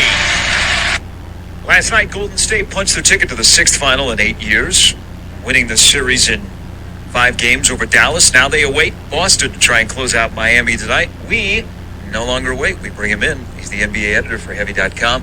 Amongst other places where you can find his fine work, and you can hear his voice on this radio station, Sean Devaney. Good morning, Sean. Good morning, guys. Hey, before we dive in what could be the finals, let's see if we can ask you about some of the other stuff that's outside of the 4 teams that are left. When you look at the NBA draft, which will be here before you know it, and you know there's a lot of mocks out there and there's workouts going on, do you think Orlando has focused in on who they're going to take? Or do you think they still have a couple of options at this point? Yeah, I think they still have a couple of options. I think that those options are going to be limited. I think it comes down to probably Chet Holmgren and Jabari Smith. Those seem to be the guys that they're focused on. Holmgren, I think, is the guy who's maybe a little more intriguing because of his versatility, the different things he's able to do, able to play some center. But he's also the guy with the biggest red flag, and that is that he's 195 pounds at 7 feet, which is very, very thin. We've seen thin guys come in and succeed. The Kevin Garnett and Kevin Durant, guys like that. But that is exceptionally thin, and there's some concern that what if he can't bulk up? I think Smith might be a little bit more of a safer pick, but he's got a lot of upside as well. So. Definitely looking at one of those big guys. I think Paolo Banchero is not going to be the number 1 pick. Jaden Ivey, guys like that, not going to be the number 1 pick. I think it's going to come down to Smith or Holmgren. You kind of explained it, but you've been around this league for a long time. How do you see Chet Holmgren in the NBA? Yeah, I mean, it's a different game. I think a lot of the concerns that you might have had about him in the past in terms of his size and lack of bulk and stuff like that, I think that's a little less now than it would have been, even 6, 7, 8 years ago. When you get a guy who can step out and shoot the 3 at 7 feet tall, who's a very good rebounder, high basketball IQ, good motor, all that stuff. The fact that he's not built like Dwight Howard is okay, because it's not 2010, so you can get away with that a little bit more. So, I just think the versatility at that size is something that it's going to be hard for Orlando to pass up. Like I said, and that's taking nothing away from Jabari Smith. I think he's going to be a really good player as well. I think Orlando's in a position where probably can't go wrong either way. More a matter of fit and how it's all going to work once they get everybody healthy and playing. Sean, what do you think happens with how the Kyrie Irving situation plays out in Brooklyn, assuming he does exercise the opt-in with what's next? It's funny because this time of year, this always happens. The end of the season comes around, and you're looking ahead to July 1st, and you're kind of saying, at the end of the season, you say, well, okay, of course Kyrie Irving's going to resign, of course Zach LaVine's going to resign, and Brooklyn, of course, James Harden is going to stay in Philadelphia. But then there's this 2-month waiting period before you can actually do anything. And in that 2-month period, that's when that's when the rumors go haywire and people start talking and agents start getting involved and all that sort of stuff happens. I still think that Kyrie Irving and the Nets are sort of locked into each other. Irving really has no other options. There's no team that's going to go out there and give him some huge contract. Based on what he's been able to, or how little he's played during the season. So, basically the Nets is stuff to Kyrie Irving and Kyrie Irving stuff to the Nets. But it is interesting to see the number of rumors that have popped up in the meantime. We'll probably see those right on through the draft. I'm going to ask about Damon's team here because this is the curious storyline that's going on. How do you spin that the Lakers' search for a coach is going as planned? I mean, it's really hard for them to do that because it's taking so long. And granted, Charlotte and there's other teams, but it's usually by this time, you've got your guy.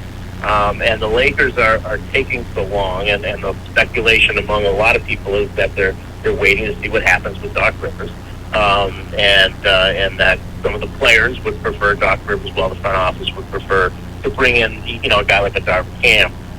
But they're very much trying to put forward a united front, because if you think back to 2019 when they hired Frank Vogel, that was a what show. That was a disaster. They tried to hire Ty Lue. They screwed up the contract negotiations. He goes to the Clippers. They tried to hire Monty Williams, and he looked at Phoenix and said that's a better job. He went to Phoenix. So Frank Vogel was their third choice. That was a disaster, and it looked bad. And I think this time around they're trying to stay all on the same page, but it's hard. It's clear that they're not. Hey, so, Sean, let me ask you this before we get to the actual playoffs.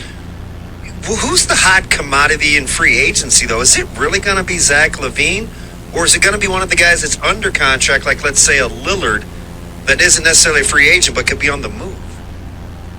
Yeah, it's tough because there's a level of free agents that is huge, but it's also hard to imagine that any of those guys actually change teams. And that's LaVine. That's James Harden, that's Kyrie Irving, even Bradley Beal. It's just hard to imagine that those guys are actually going to change teams because there's not a whole lot of cap space out there. You'd have to try to find a way to force the sign and trade. That's tough to do. Unless you want to go play for Detroit or Orlando or Indiana, it's going to be tough to do. So, I don't think that free agency is where we're going to see the most movement. I think there's a chance we'll see trades.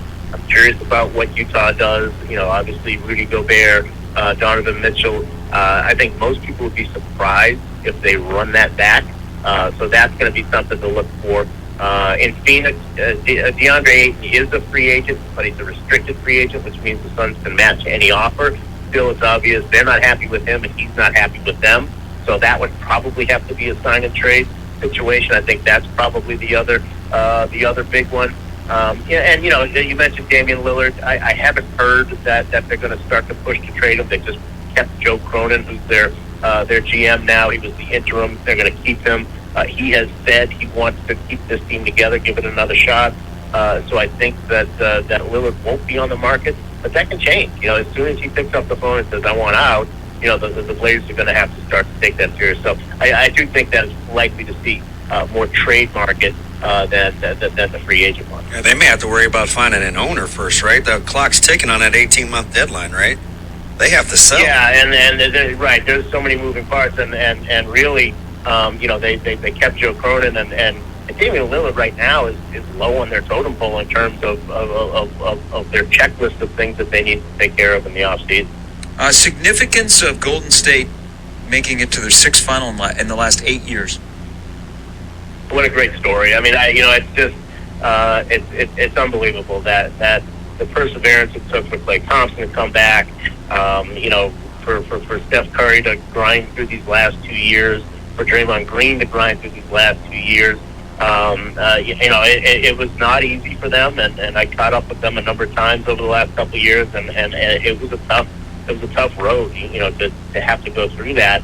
But to wind up back where they are is just it's remarkable. I don't think at the start of the season, even when they were 17-3, could you really imagine them in the NBA Finals? It was tough. I think the real credit, that should go to Steve Kerr and those guys is the defense. Everybody's going to remember the success and the 3-pointers and Klay, Splash Brothers and all that stuff. But when they defend the way they did in that Dallas series, they're very, very tough to beat. The 5 finals that they went to were all about defense. Of course they can score. Of course they're exciting to watch on that end of the floor. But they were always a top 5 defense, and that's what they've been here, at least in the conference final. So, just a remarkable story with the Warriors. Prolonging the inevitable, or man, listen, this is the NBA. It's possible.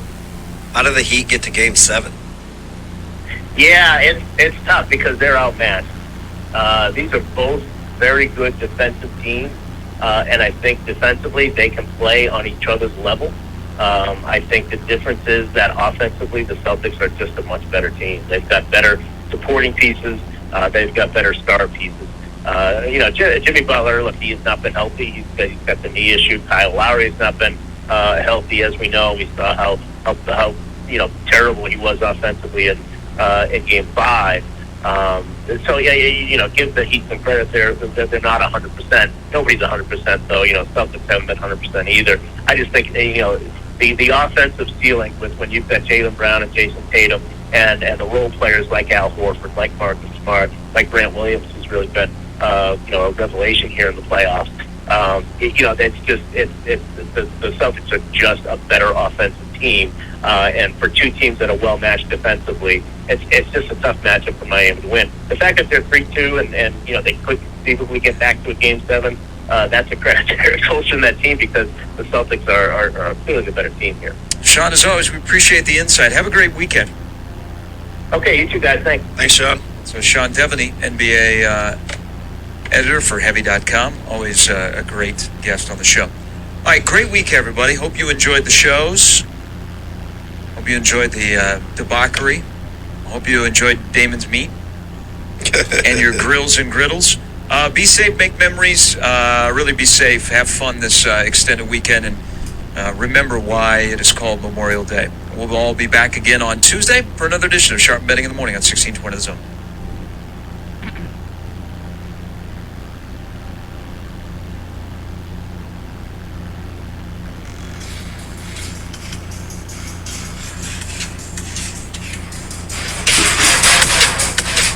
We got a podcast from Sharp and Betting in the Morning. There's Damon. I'm Gary. Shane is assisting us as well. Brought to you by our good friends at Woodhouse Auto Family.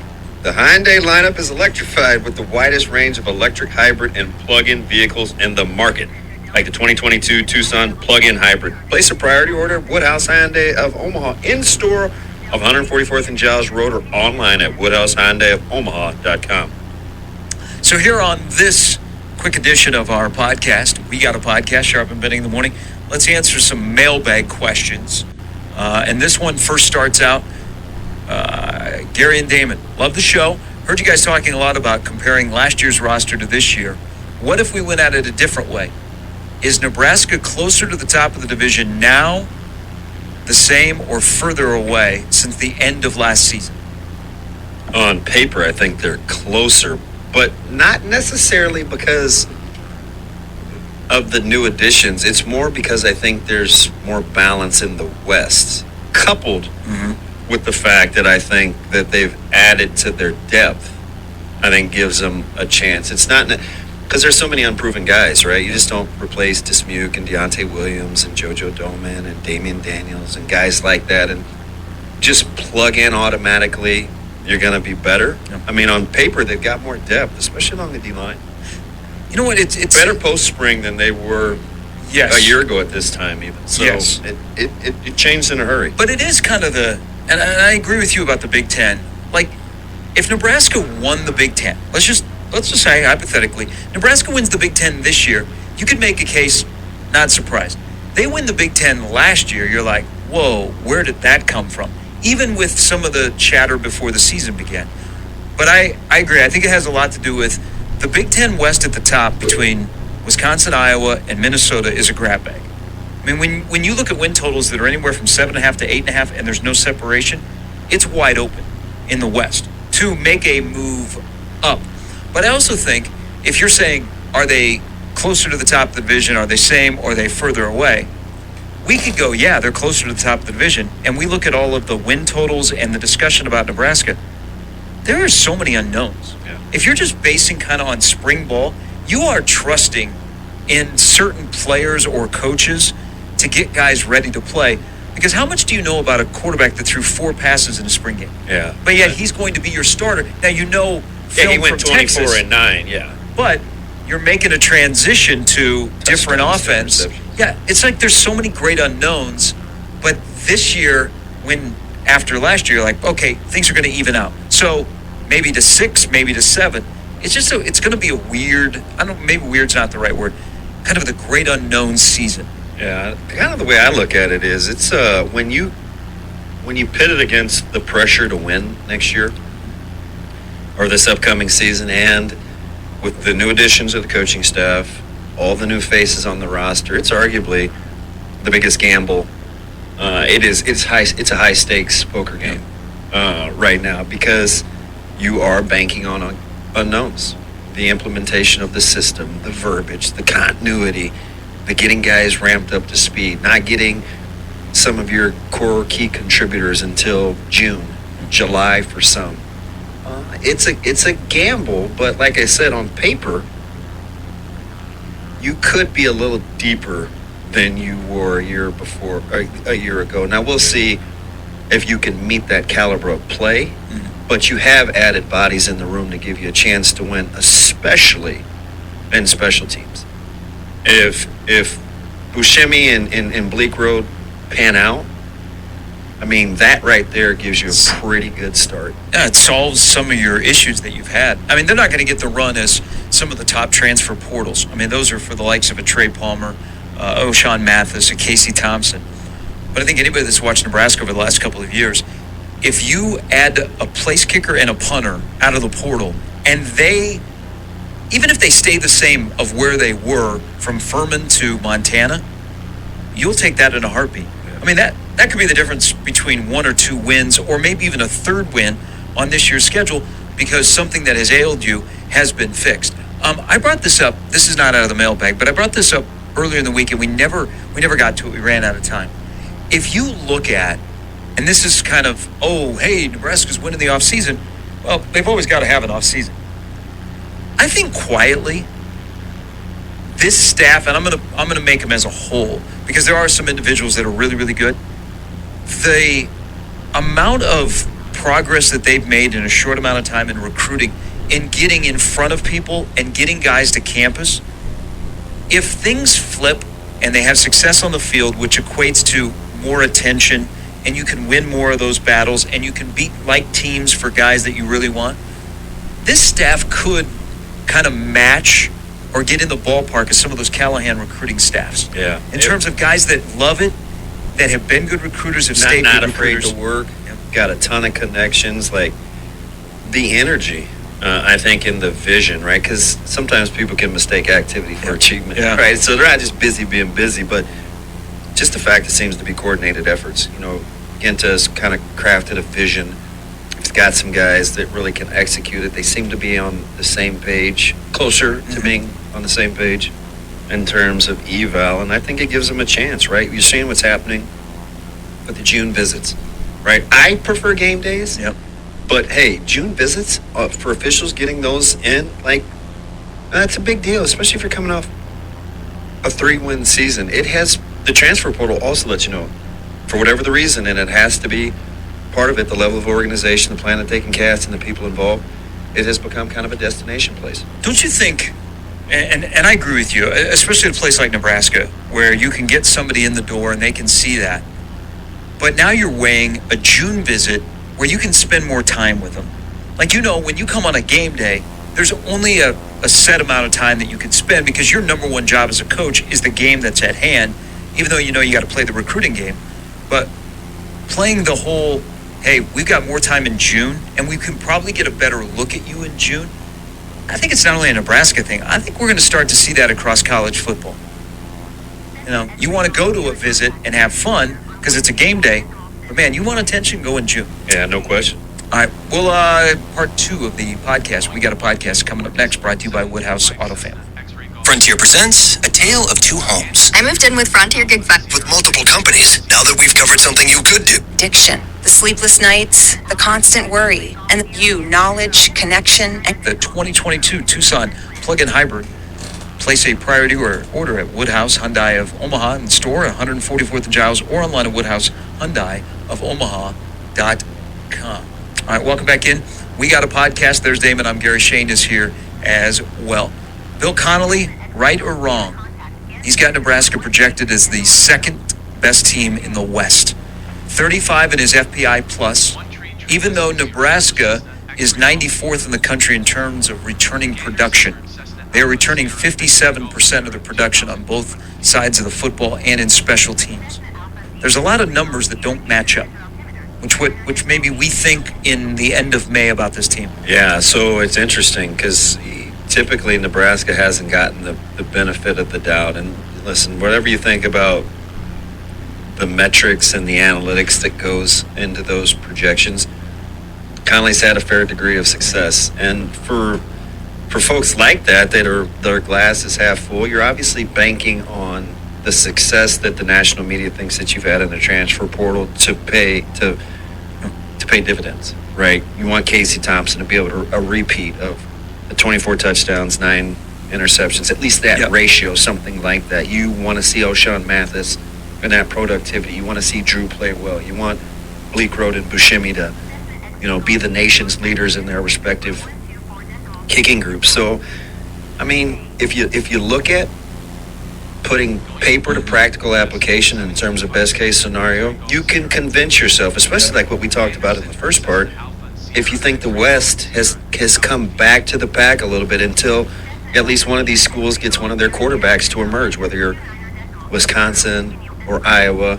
I mean, maybe you believe in Minnesota. Can they replicate, Soraka being back in Minnesota working with his quarterback again? So, I mean, you have opportunities. Isn't it interesting how the West may be won by your offensive coordinator?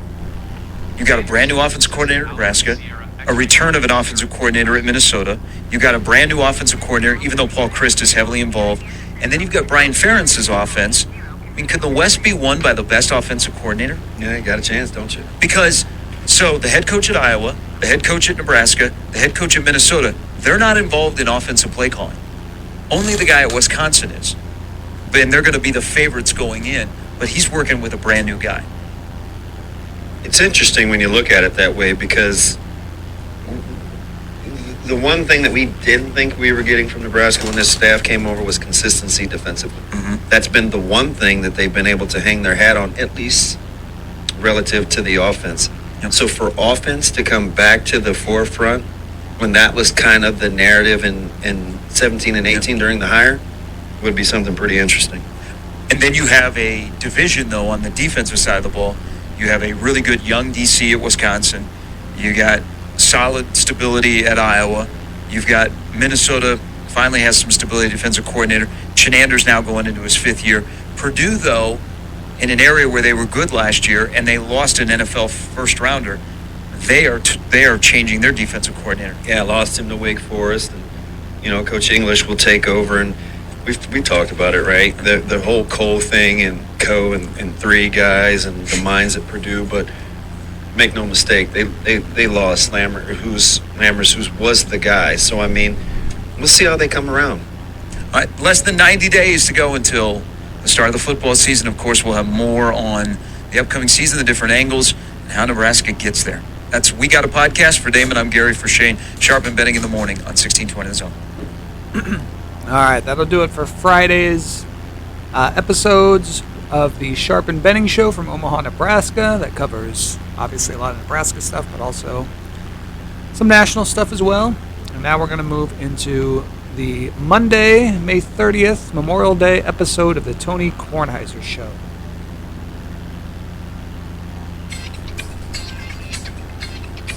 Previously on the Tony Kornheiser Show.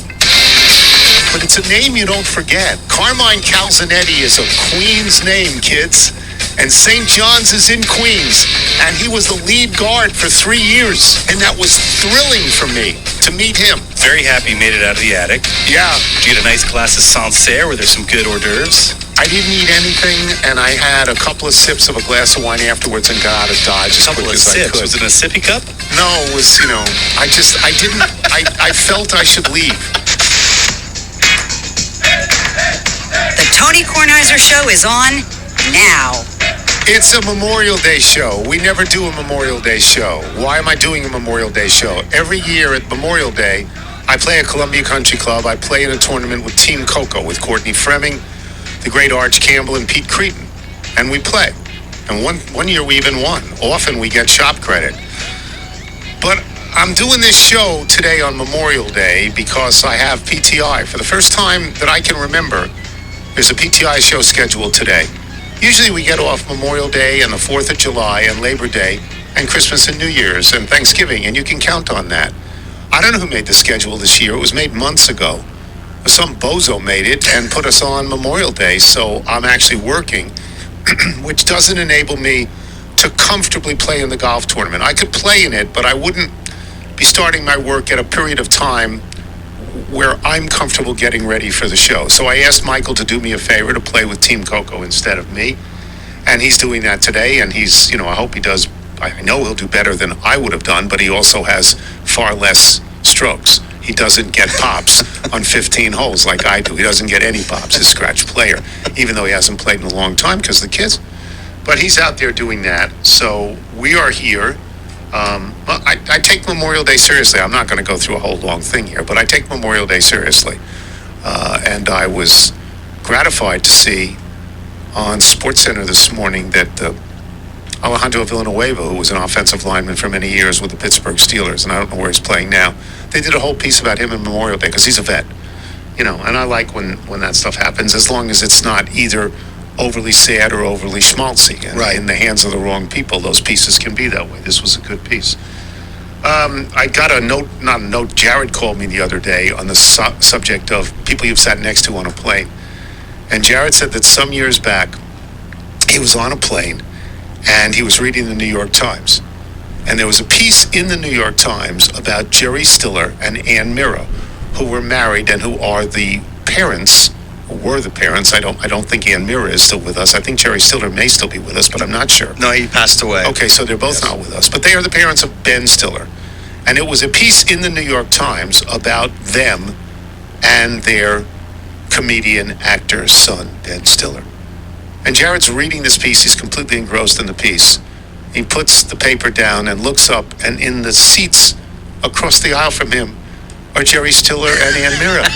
And he looks at them, and they know he's been reading this piece, and they just nod to him. Yeah, that's us. Isn't that great? That's phenomenal. Such a great piece. What did I do yesterday? I watched some television, played some golf. I watched some television. I watched, because I like to watch, the Indianapolis 500. I tuned in and out of the Indianapolis 500. But they had a restart towards the end, just like a NASCAR race, when they give you 2 laps at the end. They gave you 2 or 3 laps at the end. It's really exciting. Yeah, it's like a flat-out sprint. I think Marcus Ericsson won, a Swedish driver. Yeah, it's total sprint. It was exciting. I don't know that I can say anything more than that. I mean, if we talked about it on television after, did you find it exciting, Tony? I would say, yes, I did. And I have no other expertise, but I found it exciting. I will tell one story. I'm not going to talk about the Nats.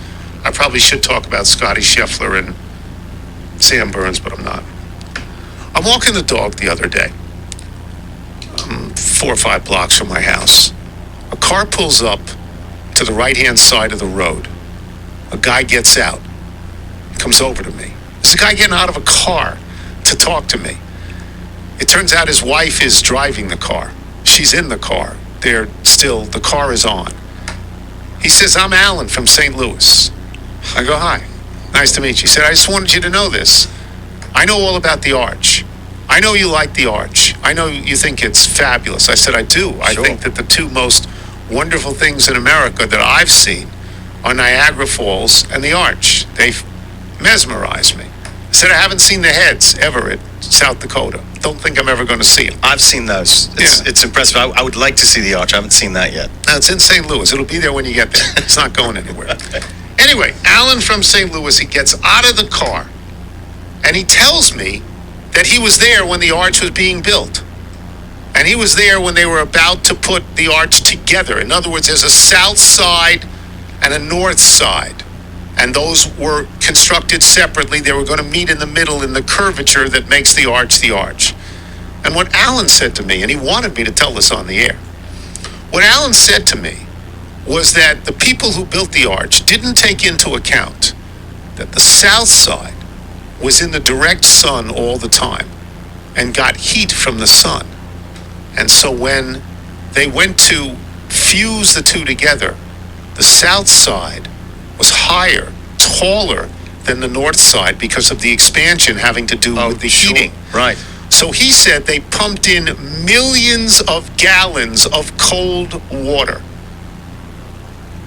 to reduce the size of the arch on that side. Right. To be able to put it together, south side and north side, and put the capstone on top.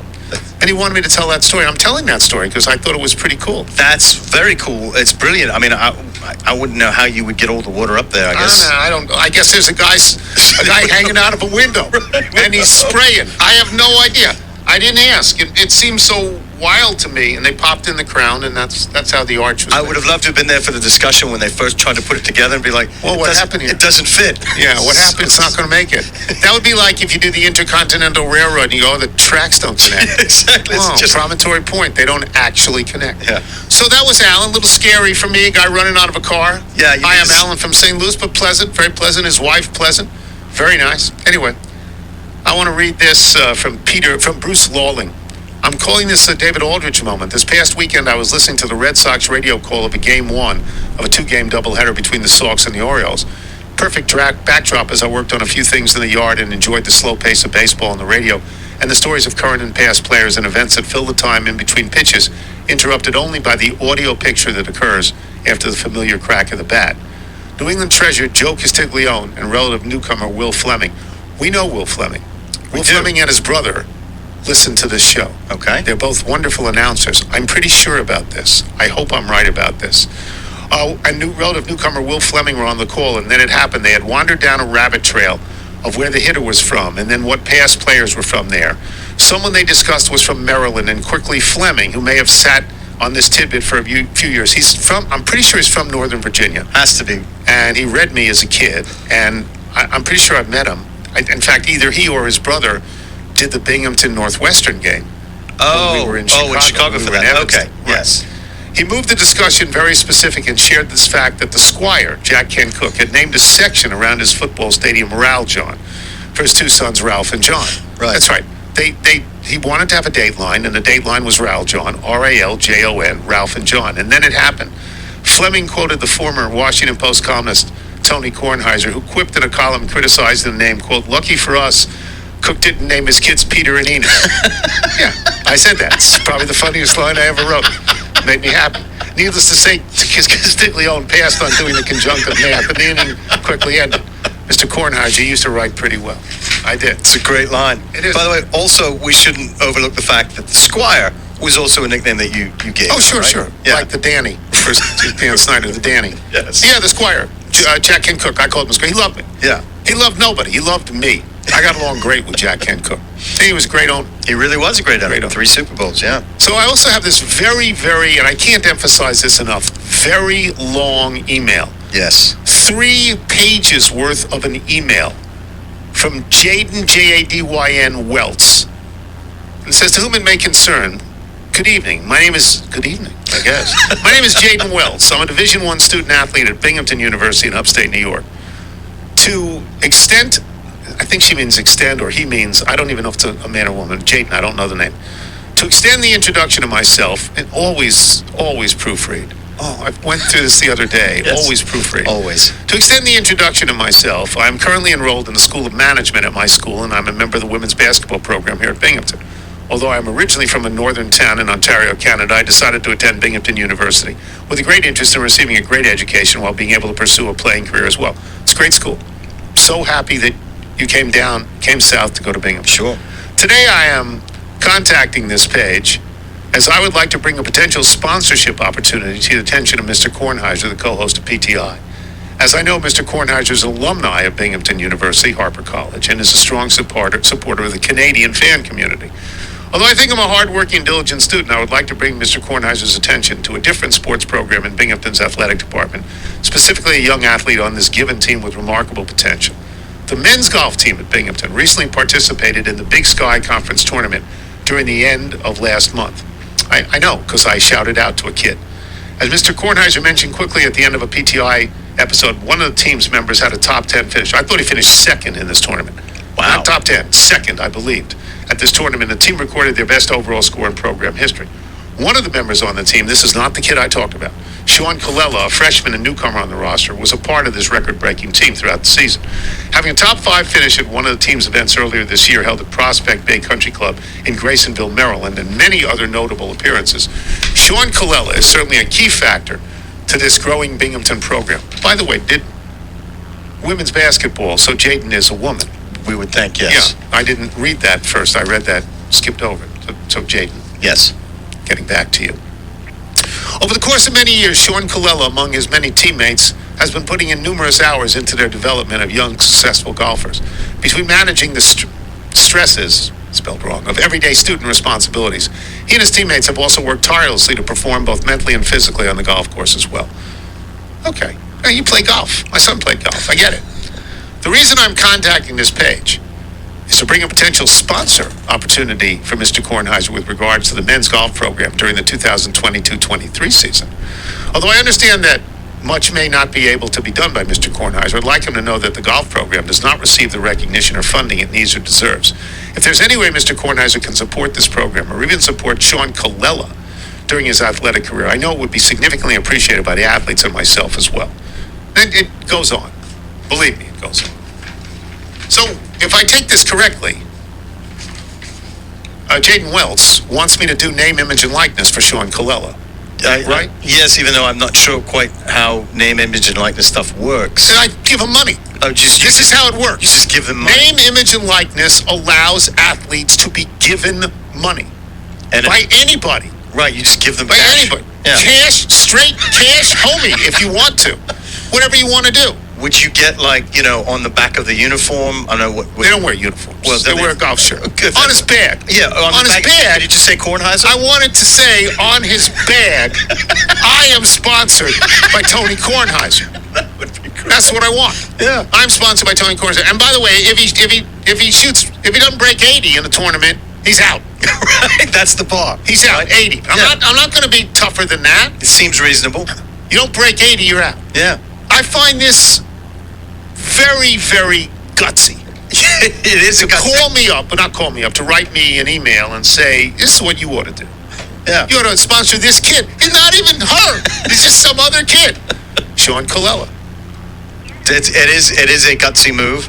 I'm not angry at it. It's not like the last thing where somebody wants to be on the show and Right. spells everything wrong. Right. No, I don't care. This is from your school, and I like the initiative that Jaden shows. You know, that's great. Looking out for somebody else. And what is true is at schools like Binghamton that do not have football programs, the only possibility for revenue are the basketball programs. Mm-hmm. They sell seats. Nobody sells seats to a golf match. Doesn't work that way. Nobody watches the golf matches in college. Believe me, parents watch. That's all that watches. So, am I going to do it? No, of course I'm not. But I'm thinking of talking to Harvey Stenger about this, the president. Yeah, try and figure it out. Yeah. Say, it's such a cool idea. We're on the bag. I am sponsored by Tony Kornheiser. It's not quite the Dr. Biley court, but it's close second. Right. Now, if I was Sean Colella, I would not want a bag that said that. Me personally, I wouldn't want a bag that said that. But I mean, golf. What does golf need? Let me explain what golf needs. You have your own clubs. Well, golf needs golf balls. They give you golf balls. They give you shirts. They give you pants. They give you shorts. They give you a windbreaker. That's what they give you.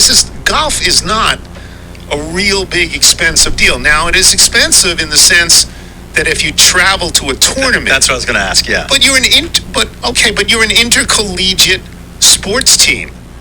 That money should be in the athletic budget. They shouldn't have to go beg people for money to send their kids on a trip. They shouldn't. Now and if you want to be in the Big Sky, which is insane to me, isn't that Binghamton? Isn't it's that in West? Utah. Okay, that's more than a bus ride. That's a flight, isn't it? The Big Sky tournament was in Arizona. Yeah, the Binghamton kids had to go a long way to do that. So there's an expense there. But again, I would think that would be budgeted for. But if I can help with that, I'm happy to help with that. Do I want to? I don't know Sean Colella. I'm sure he's a sweet kid. Yeah. I'm sure he's a great student. But I don't really know him. So I don't really want to send a check that says, "Here, give this to Sean Colella." I don't really want to do that. You got to do a little due diligence first, right? Yeah, I mean, yeah. It was another kid that finished second, whose name, of course, escapes me at the moment.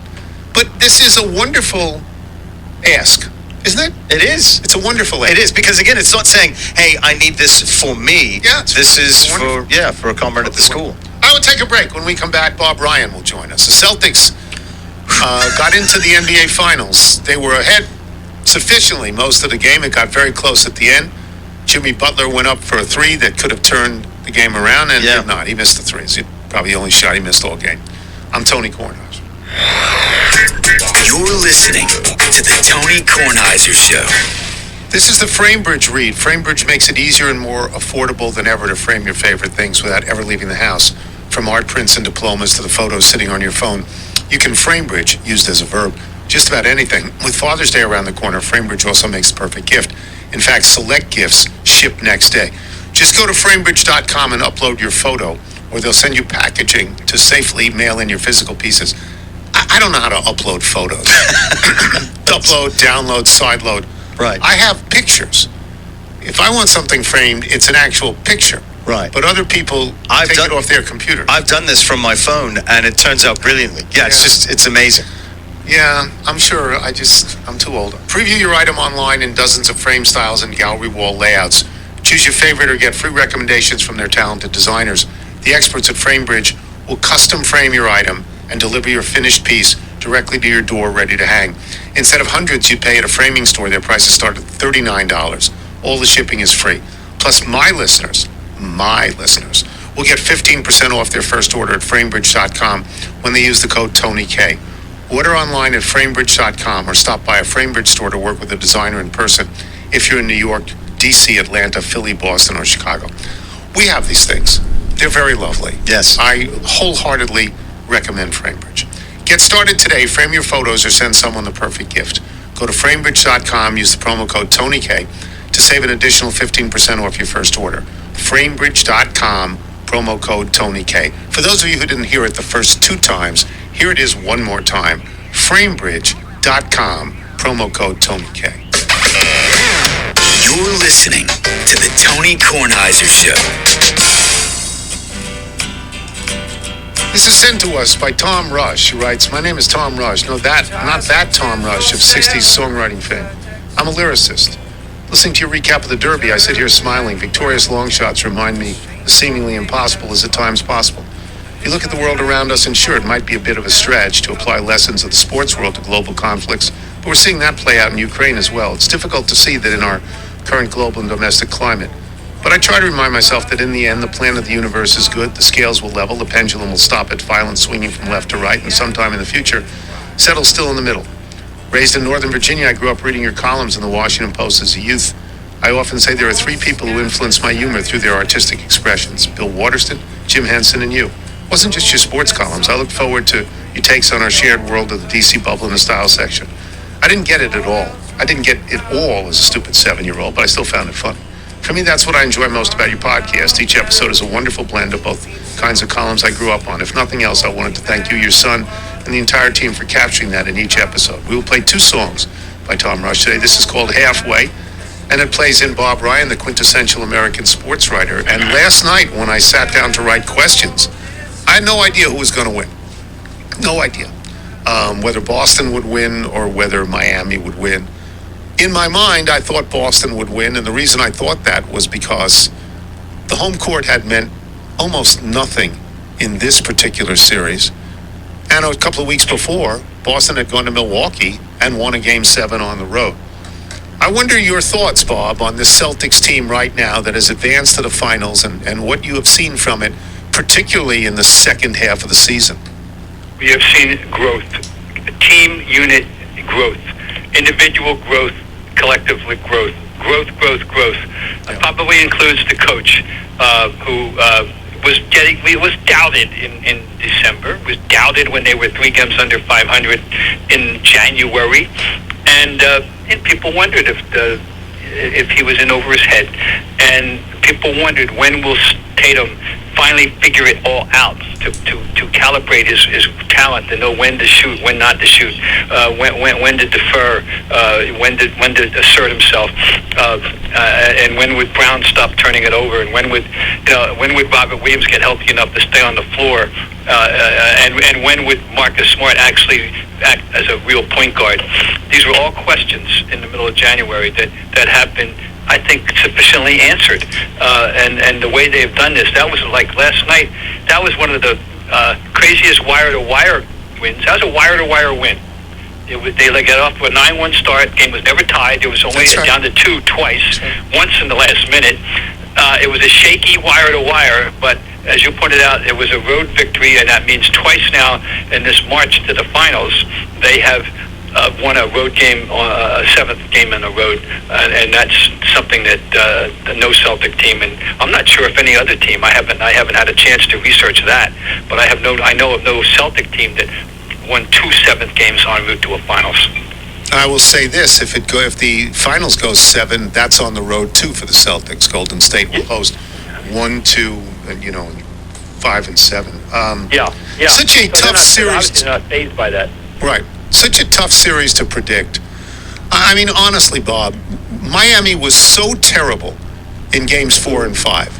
So terrible that I could not personally imagine them winning game 6. I could not. How about you? And they did. How about you?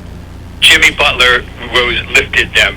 If anyone doubts that on occasion a superstar in that game of 5 guys and 1 ball can have a disproportionate effect on the outcome, they saw Exhibit A in the Game 6 with Jimmy Butler. He lifted them. They played off his energy. They responded to him. He deserves full credit. He didn't get it done in the end. He didn't have enough support, but boy, he was noble to get them there, and I'll give him full credit. No, they were awful. But then the Celtics were awful, and the two, they had. Remember, they won 13 of the first 16 periods that were played in this series, and when the two or three periods they lost horrendously by 25 points. So how do you figure that in the midst of the good play that they had? It's going to be really, if you examine this series, it's one of the strangest series, certainly one of the strangest 7-game series in history. Really, that's how I feel. The home court meant nothing. It actually meant nothing. Do you recall anything like that? Well, in 1974, the Celtics and Bucks engaged in a fascinating series in which the last 5 games were won by the road team. Ultimately, the winner was the Celtics in Game 7 in Milwaukee. So that's my one reference point of it. I'm sure that there may have been others that escaped my attention in the ensuing 48 years. But that's one I can cite, and I lived through it. And I was younger and excited, and I was giddy with excitement, frankly, covering that series. But that was we weren't. And in those days, you thought the home court was sacrosanct, and that blew up in everybody's face then. And then we settled back into more routine behavior, I guess, and this turned the clock back. And my thought about home court is, you're better off having won a game on the road before you get to Game 7. You don't want to put yourself in a situation where you've lost 3 on the road and have to win this one. And in this series, that was true for both teams. They won on the road a lot. Let's look at Miami for a second. I think Miami is a well-run team and a really well put-together team. I think they're a good team. But what does it say to you that the last 2 games at home in Miami that they needed to win, they could not? I don't know. I mean, you have to factor in the opponent. Also, shooting. I don't know the final numbers. I'm not. I'm up here in Maine. Right now. I don't even have my internet isn't working yet this morning.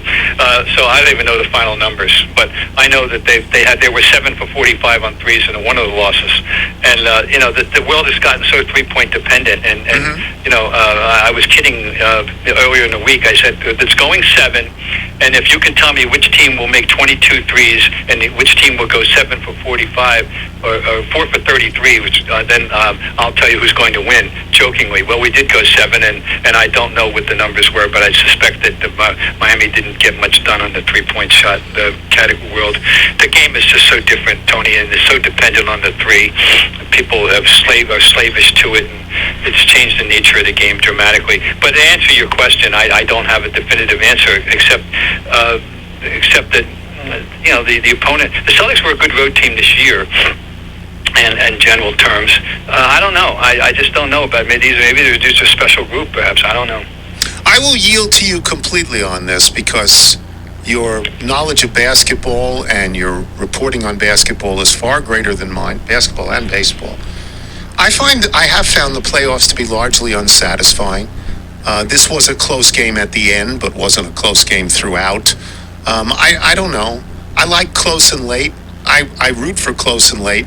I got that last night, but not for most of the game. Have you found these playoffs unsatisfying, or am I wrong here? I am well aware that if any neutral watching some of these series is bored and disappointed, and I look at the Dallas series in which the first four Golden State, they played 4 consecutive games in which were decided by 25 points. And they won 2 and they lost 2. That's not compelling stuff if you're not emotionally involved with either of those teams. The same people were saying the same thing about this series. It wasn't compelling. Right in the end, you want competition. You want to see the greatness outdo greatness, and at least the very good outdo very good.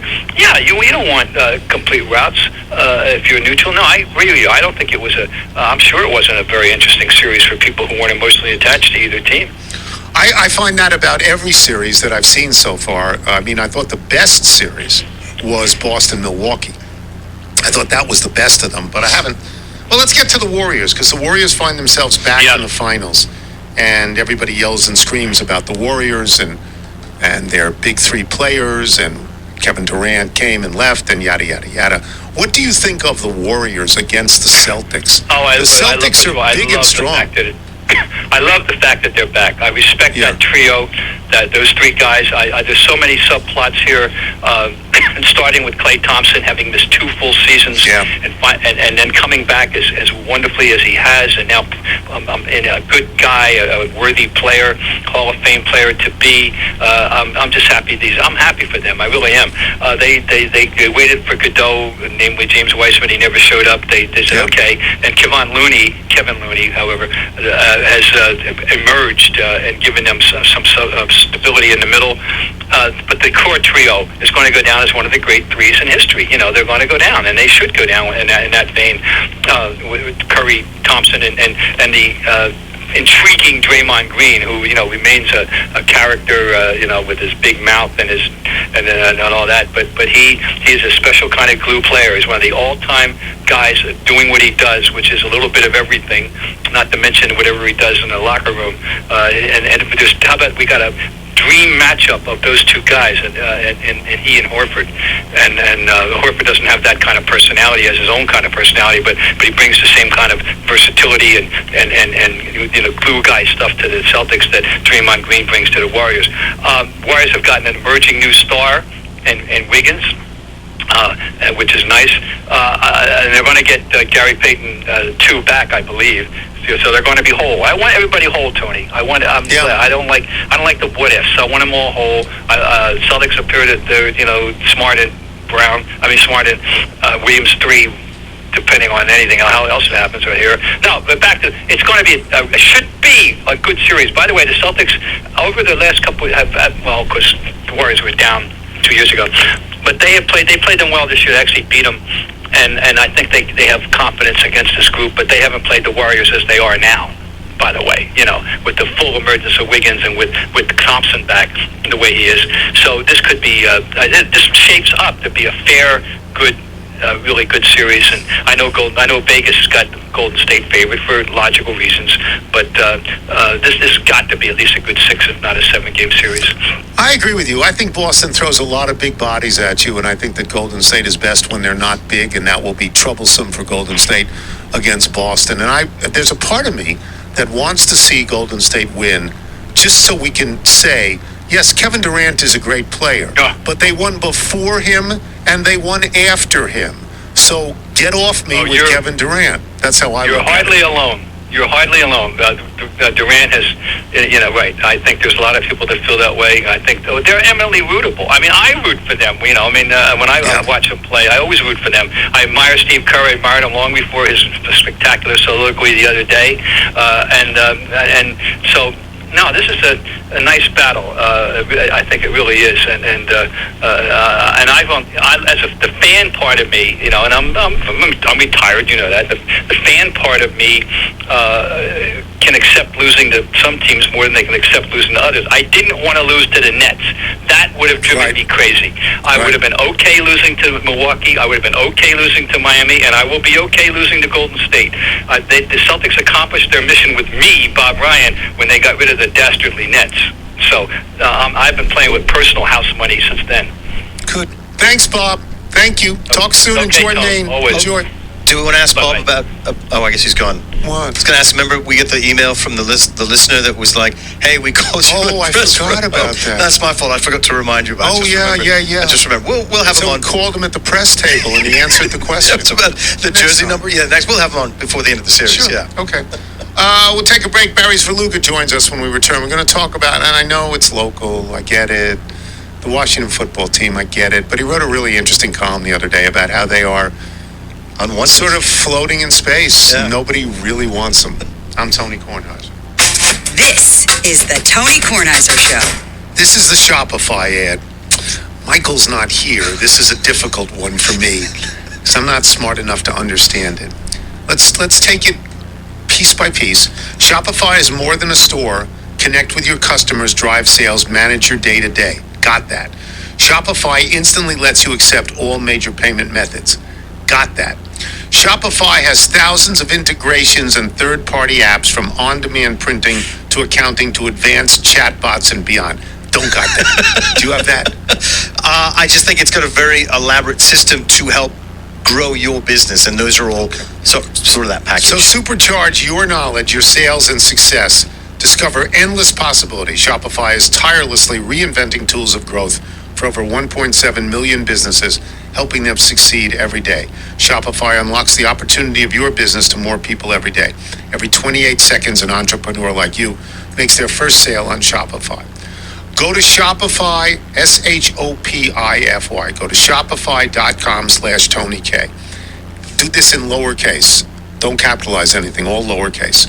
For a free 14-day trial and get full access to Shopify's entire suite of features. Grow your business with Shopify today. Go to shopify.com/Tony K right now. Again, shopify.com/Tony K. You get it for free. Like, were you stupid? You get it for free, huh? You're listening to the Tony Kornheiser Show. The Tony Kornheiser Show. Once again, Tom Rush sends us this music, and he writes, I'm solely a lyricist, and I rely on collaboration for my words to become song.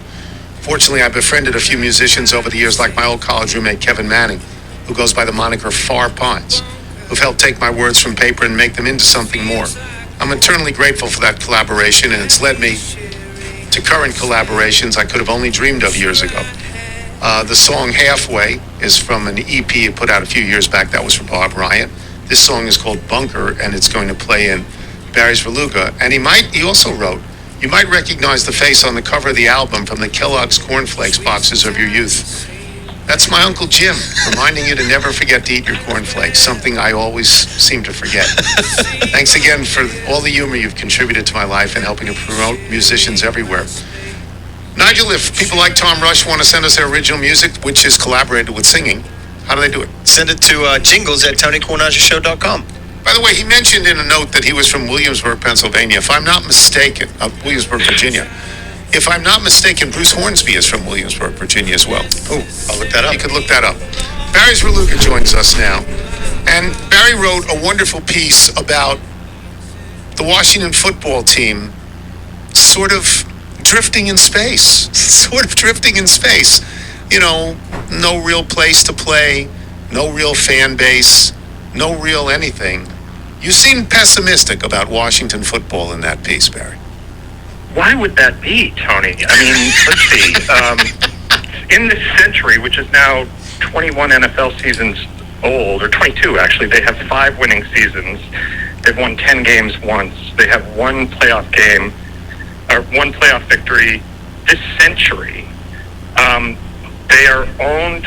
The only thing that the fan base is really unified about is their just unvarying and unrelenting hatred of the owner. They play in a dump of a stadium that no one liked from the day it opened.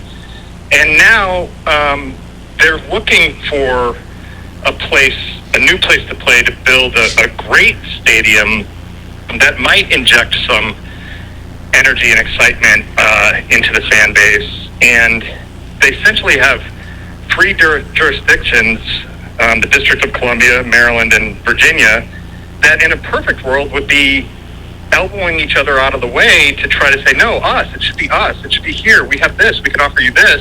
And instead are kind of going, I don't know, if you go to the other place, that's fine with us. So it's an urgent issue. And I'm sorry, I should also say that all of that, overlaying all of that, is the fact that the owner and the environment he created, the work environment he created, is again under investigation by the NFL, but also by Congress. So that provides another reason for officials, local state officials, to say, why don't we let this play out before we dive into business with Daniel Snyder? They feel like, to me, a COVID cruise ship that cannot find a port that will take them in. That's what they feel like to me. I don't know.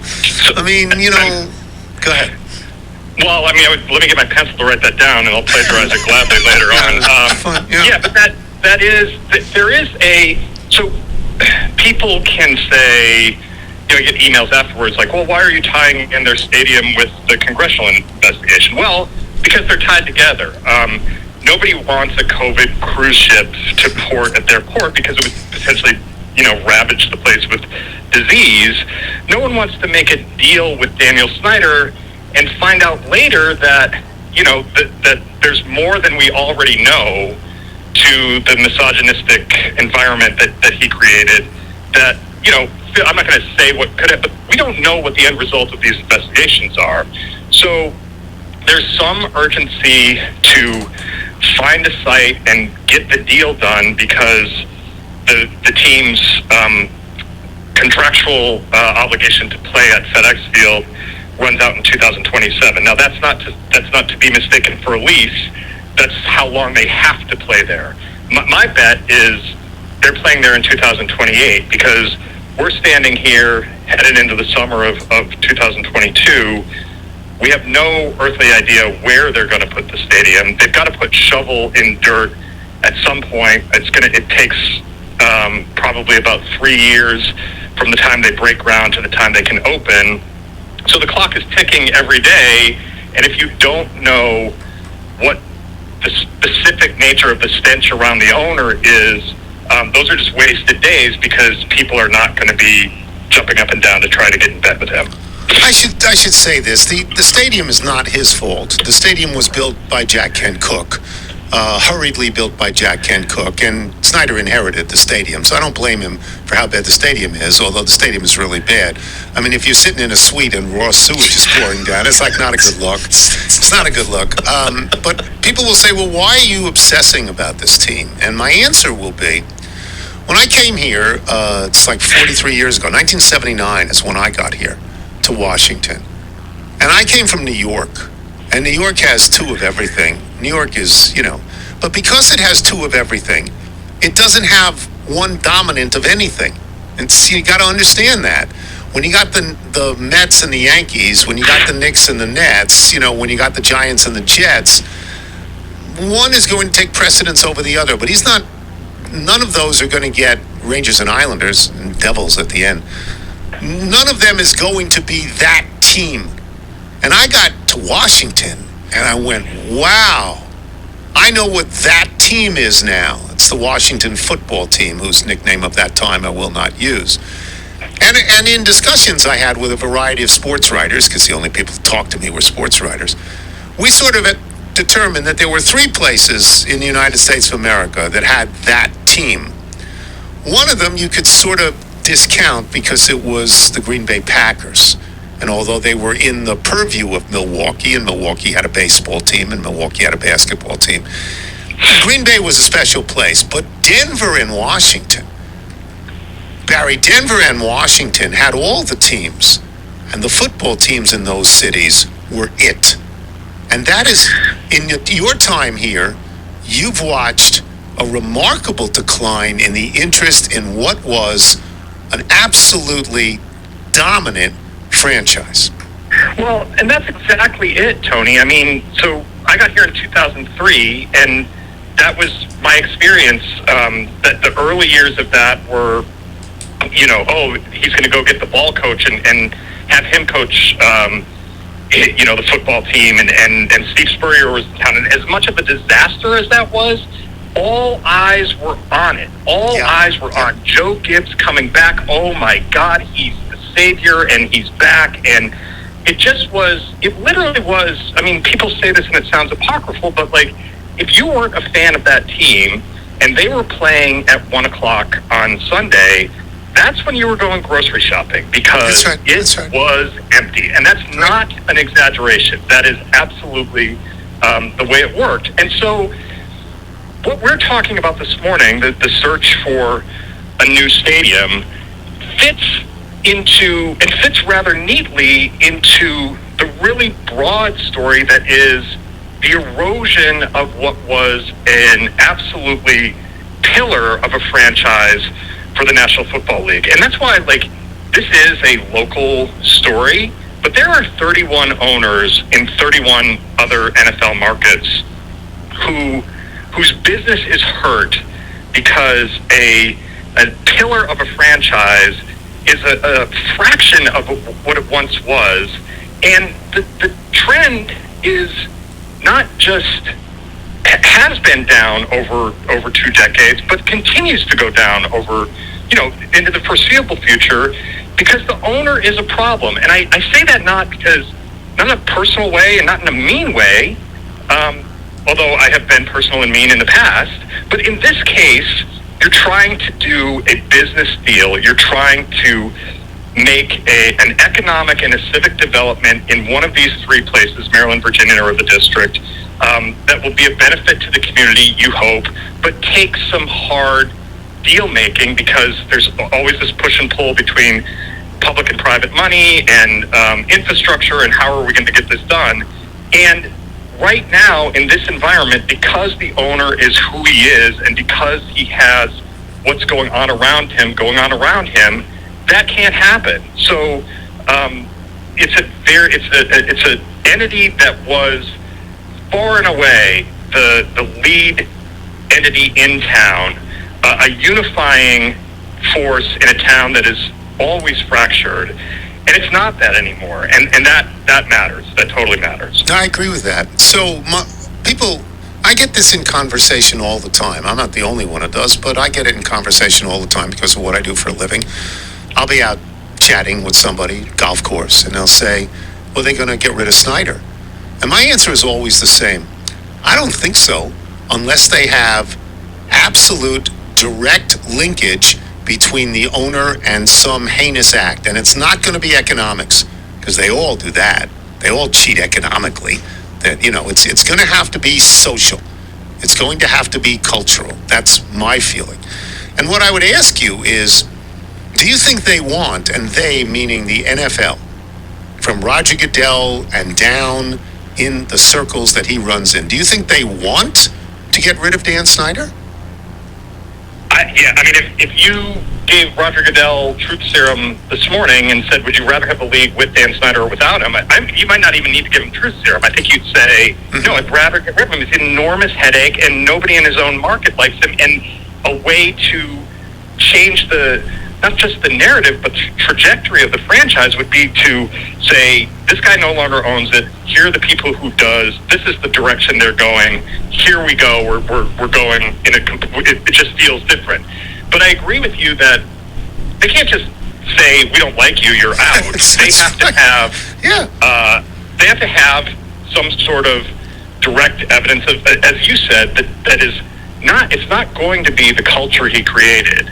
It's going to have to be him. He did X. And so then it's this, I would say that I don't think Roger Goodell this morning is waking up saying, I hope Daniel Snyder did something that's so heinous that we have to get rid of him, because that would be embarrassing for the league, and there would be some degree of cover-up, and then it would mean that the first league investigation was not thorough enough. I mean, I think that's bad. I think probably they would like to somehow get a stadium deal done, and just not have the huge embarrassment it would be to have some sort of revelation that's as bad as that would be necessary for an ownership change.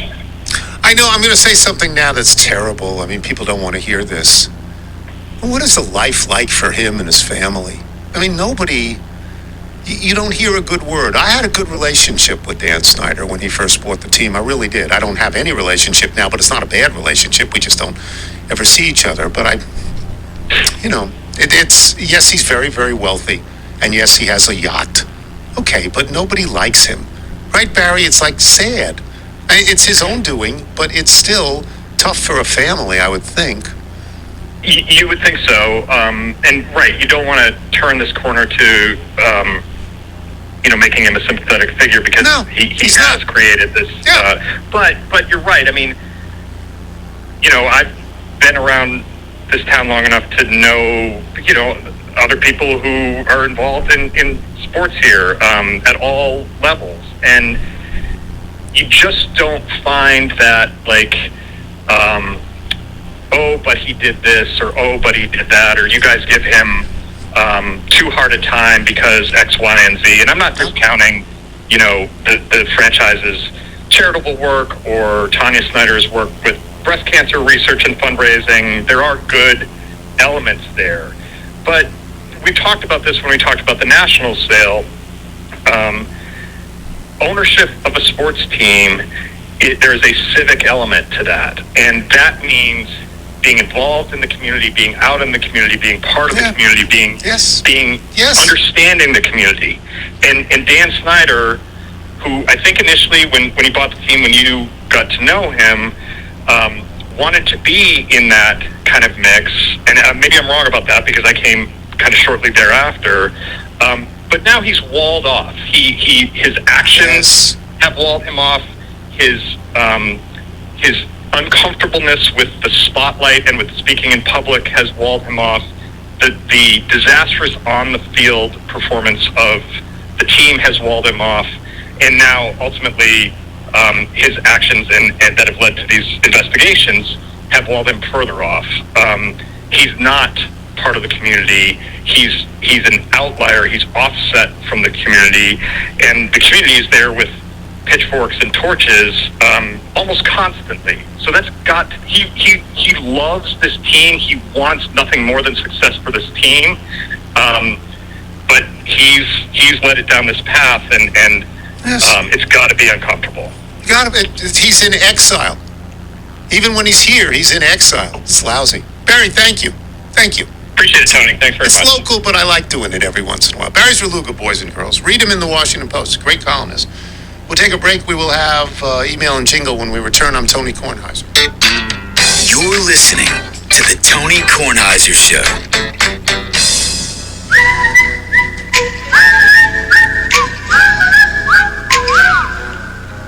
Here comes Tony's mailbag. Got your email, faxes, and your notes. Here comes Tony's mailbag. Gonna read some for all you folks. Thank you, Gary. Nigel, you want to do the Bethesda Bagel ad? Yes, before I get to that, you were correct. Bruce Hornsby, Williamsburg. Well done. I knew it. Bethesda Bagels, we love them. You will as well. Just go to BethesdaBagels.com for the location in the DC area nearest you. Then pop one in, and you'll be thrilled. That'll do it for us today. Before we get to the mailbag, let me just say, because he gets up in the morning and he goes to work at 9 and he comes back home at 5:30. He gets the same train every time because his world is built around punctuality. It never fails, and he's so good, and he's so fine, and he's so healthy in his body and his mind. Those are the Kinks. That's a well-respected man. That's fabulous lyrics.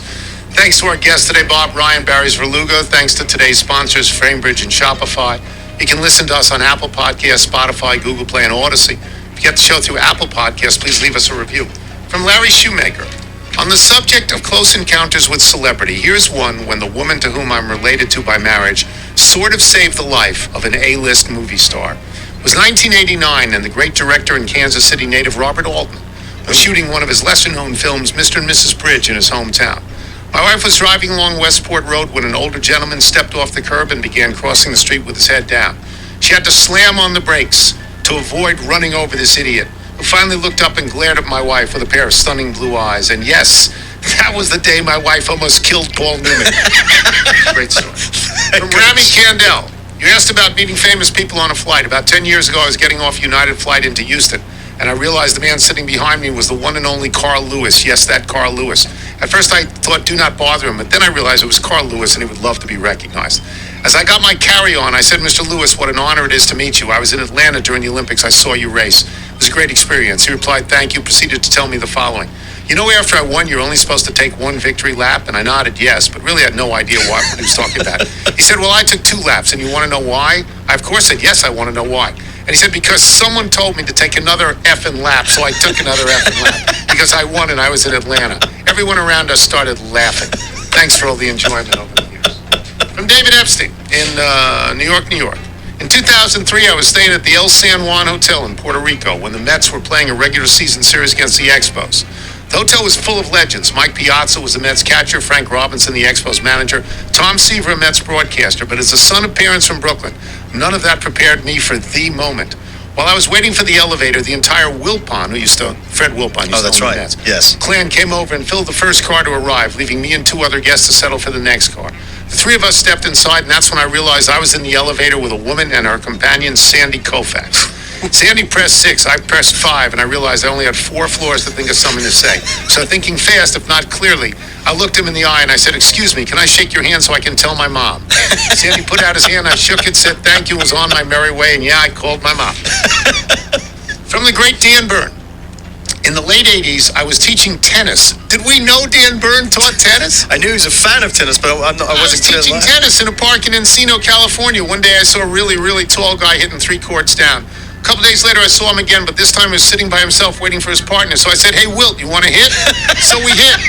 He could take 1 step and cover half the court. I felt like I was 8 years old. A couple days later, I saw him again. I said, hey, Wilt, you want to hit? And this time he said, well, how about those lessons? We could do that, I said. So that's how I came to be giving tennis lessons to Wilt Chamberlain.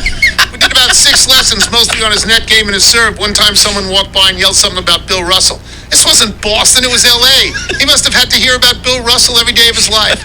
I will tell you that when someone of Wilt Chamberlain's size and strength hits a serve with proper technique, the results are pretty impressive. Dan Byrne. It's amazing. From Steve Mulholland in Minneapolis. On an evening flight from Minneapolis to L.A. circa 2010, I sat across the aisle and up 1 row from Prince. Yes, that Prince. He was in 3B, I was in 2C. As you may know, Prince Rogers Nelson was a very private and enigmatic person. For the duration of the flight, I held steadfast in my effort to refrain from looking in his direction for fear of turning to stone. But somewhere over the Rockies, Prince got up to use the restroom at the front of the cabin. When he returned to his seat, I couldn't help myself. I had to look up. Our eyes met for a millisecond, and he grinned ever so briefly. It doesn't sound like much of an encounter, but it was as close as I was going to get to partying like it was 1999. From our dear friend Elliot Olshansky, we wish him every good thing in the world. From Comac. Your confusion about the number of Isley brothers is understandable. After all, when Ronald, Rudolph, and O'Kelly Isley founded the group in the 1950s, eventually adding younger brother Vernon, and the group later expanded to include Marvin Isley, Ernie Isley, and Rudolph's brother-in-law, Chris Jasper. You might also be interested to know that Jasper and the 2 younger Isleys performed with their older brothers on weekends. While attending C.W. Post College at Long Island University, now known as LIU Post, where at least one of them was a contemporary of the woman to whom you're related by marriage.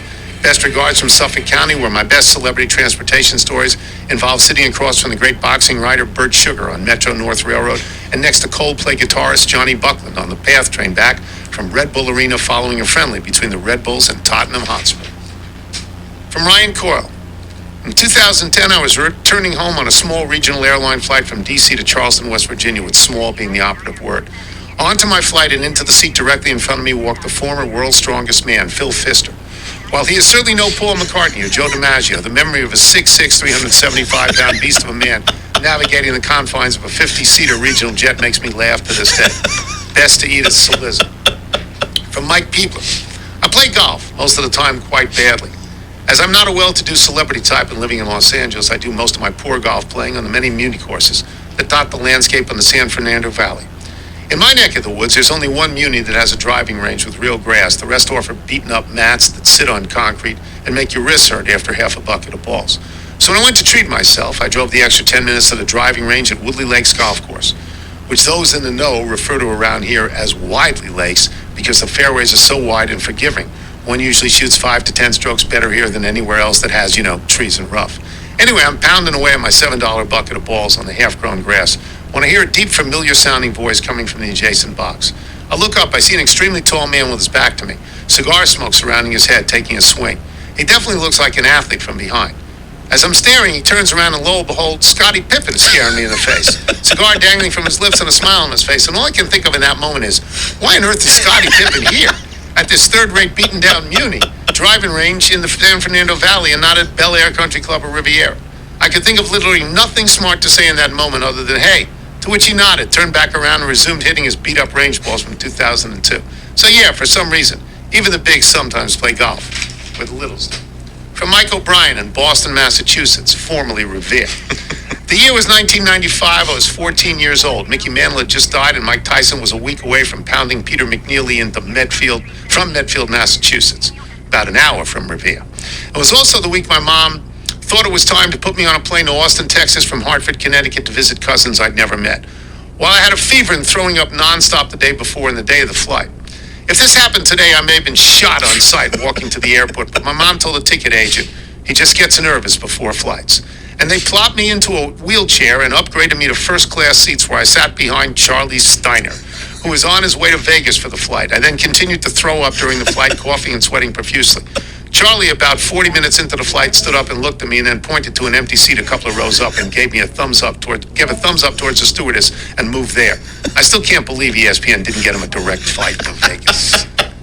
From Rocky Rakovic in Jersey City. Years ago, during the pre-take your shoes off era, I was at a small airport waiting to board a plane for Cabo.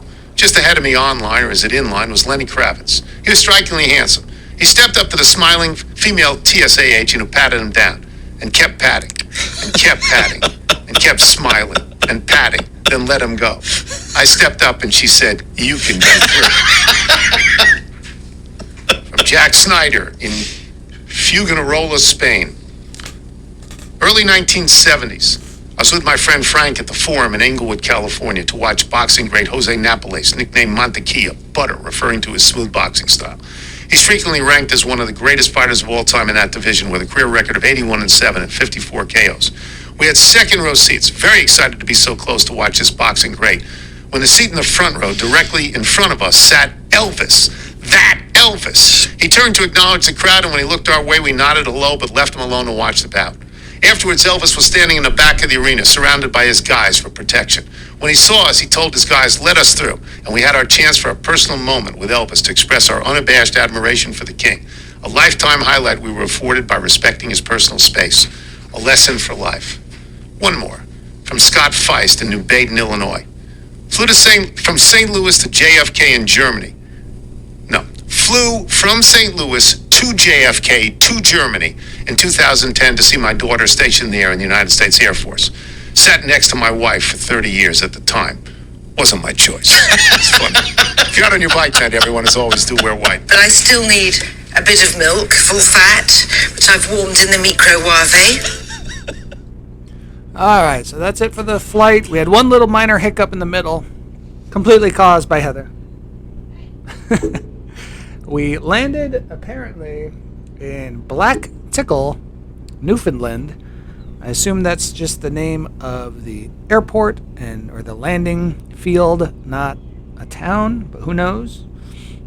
We will take off from there next time.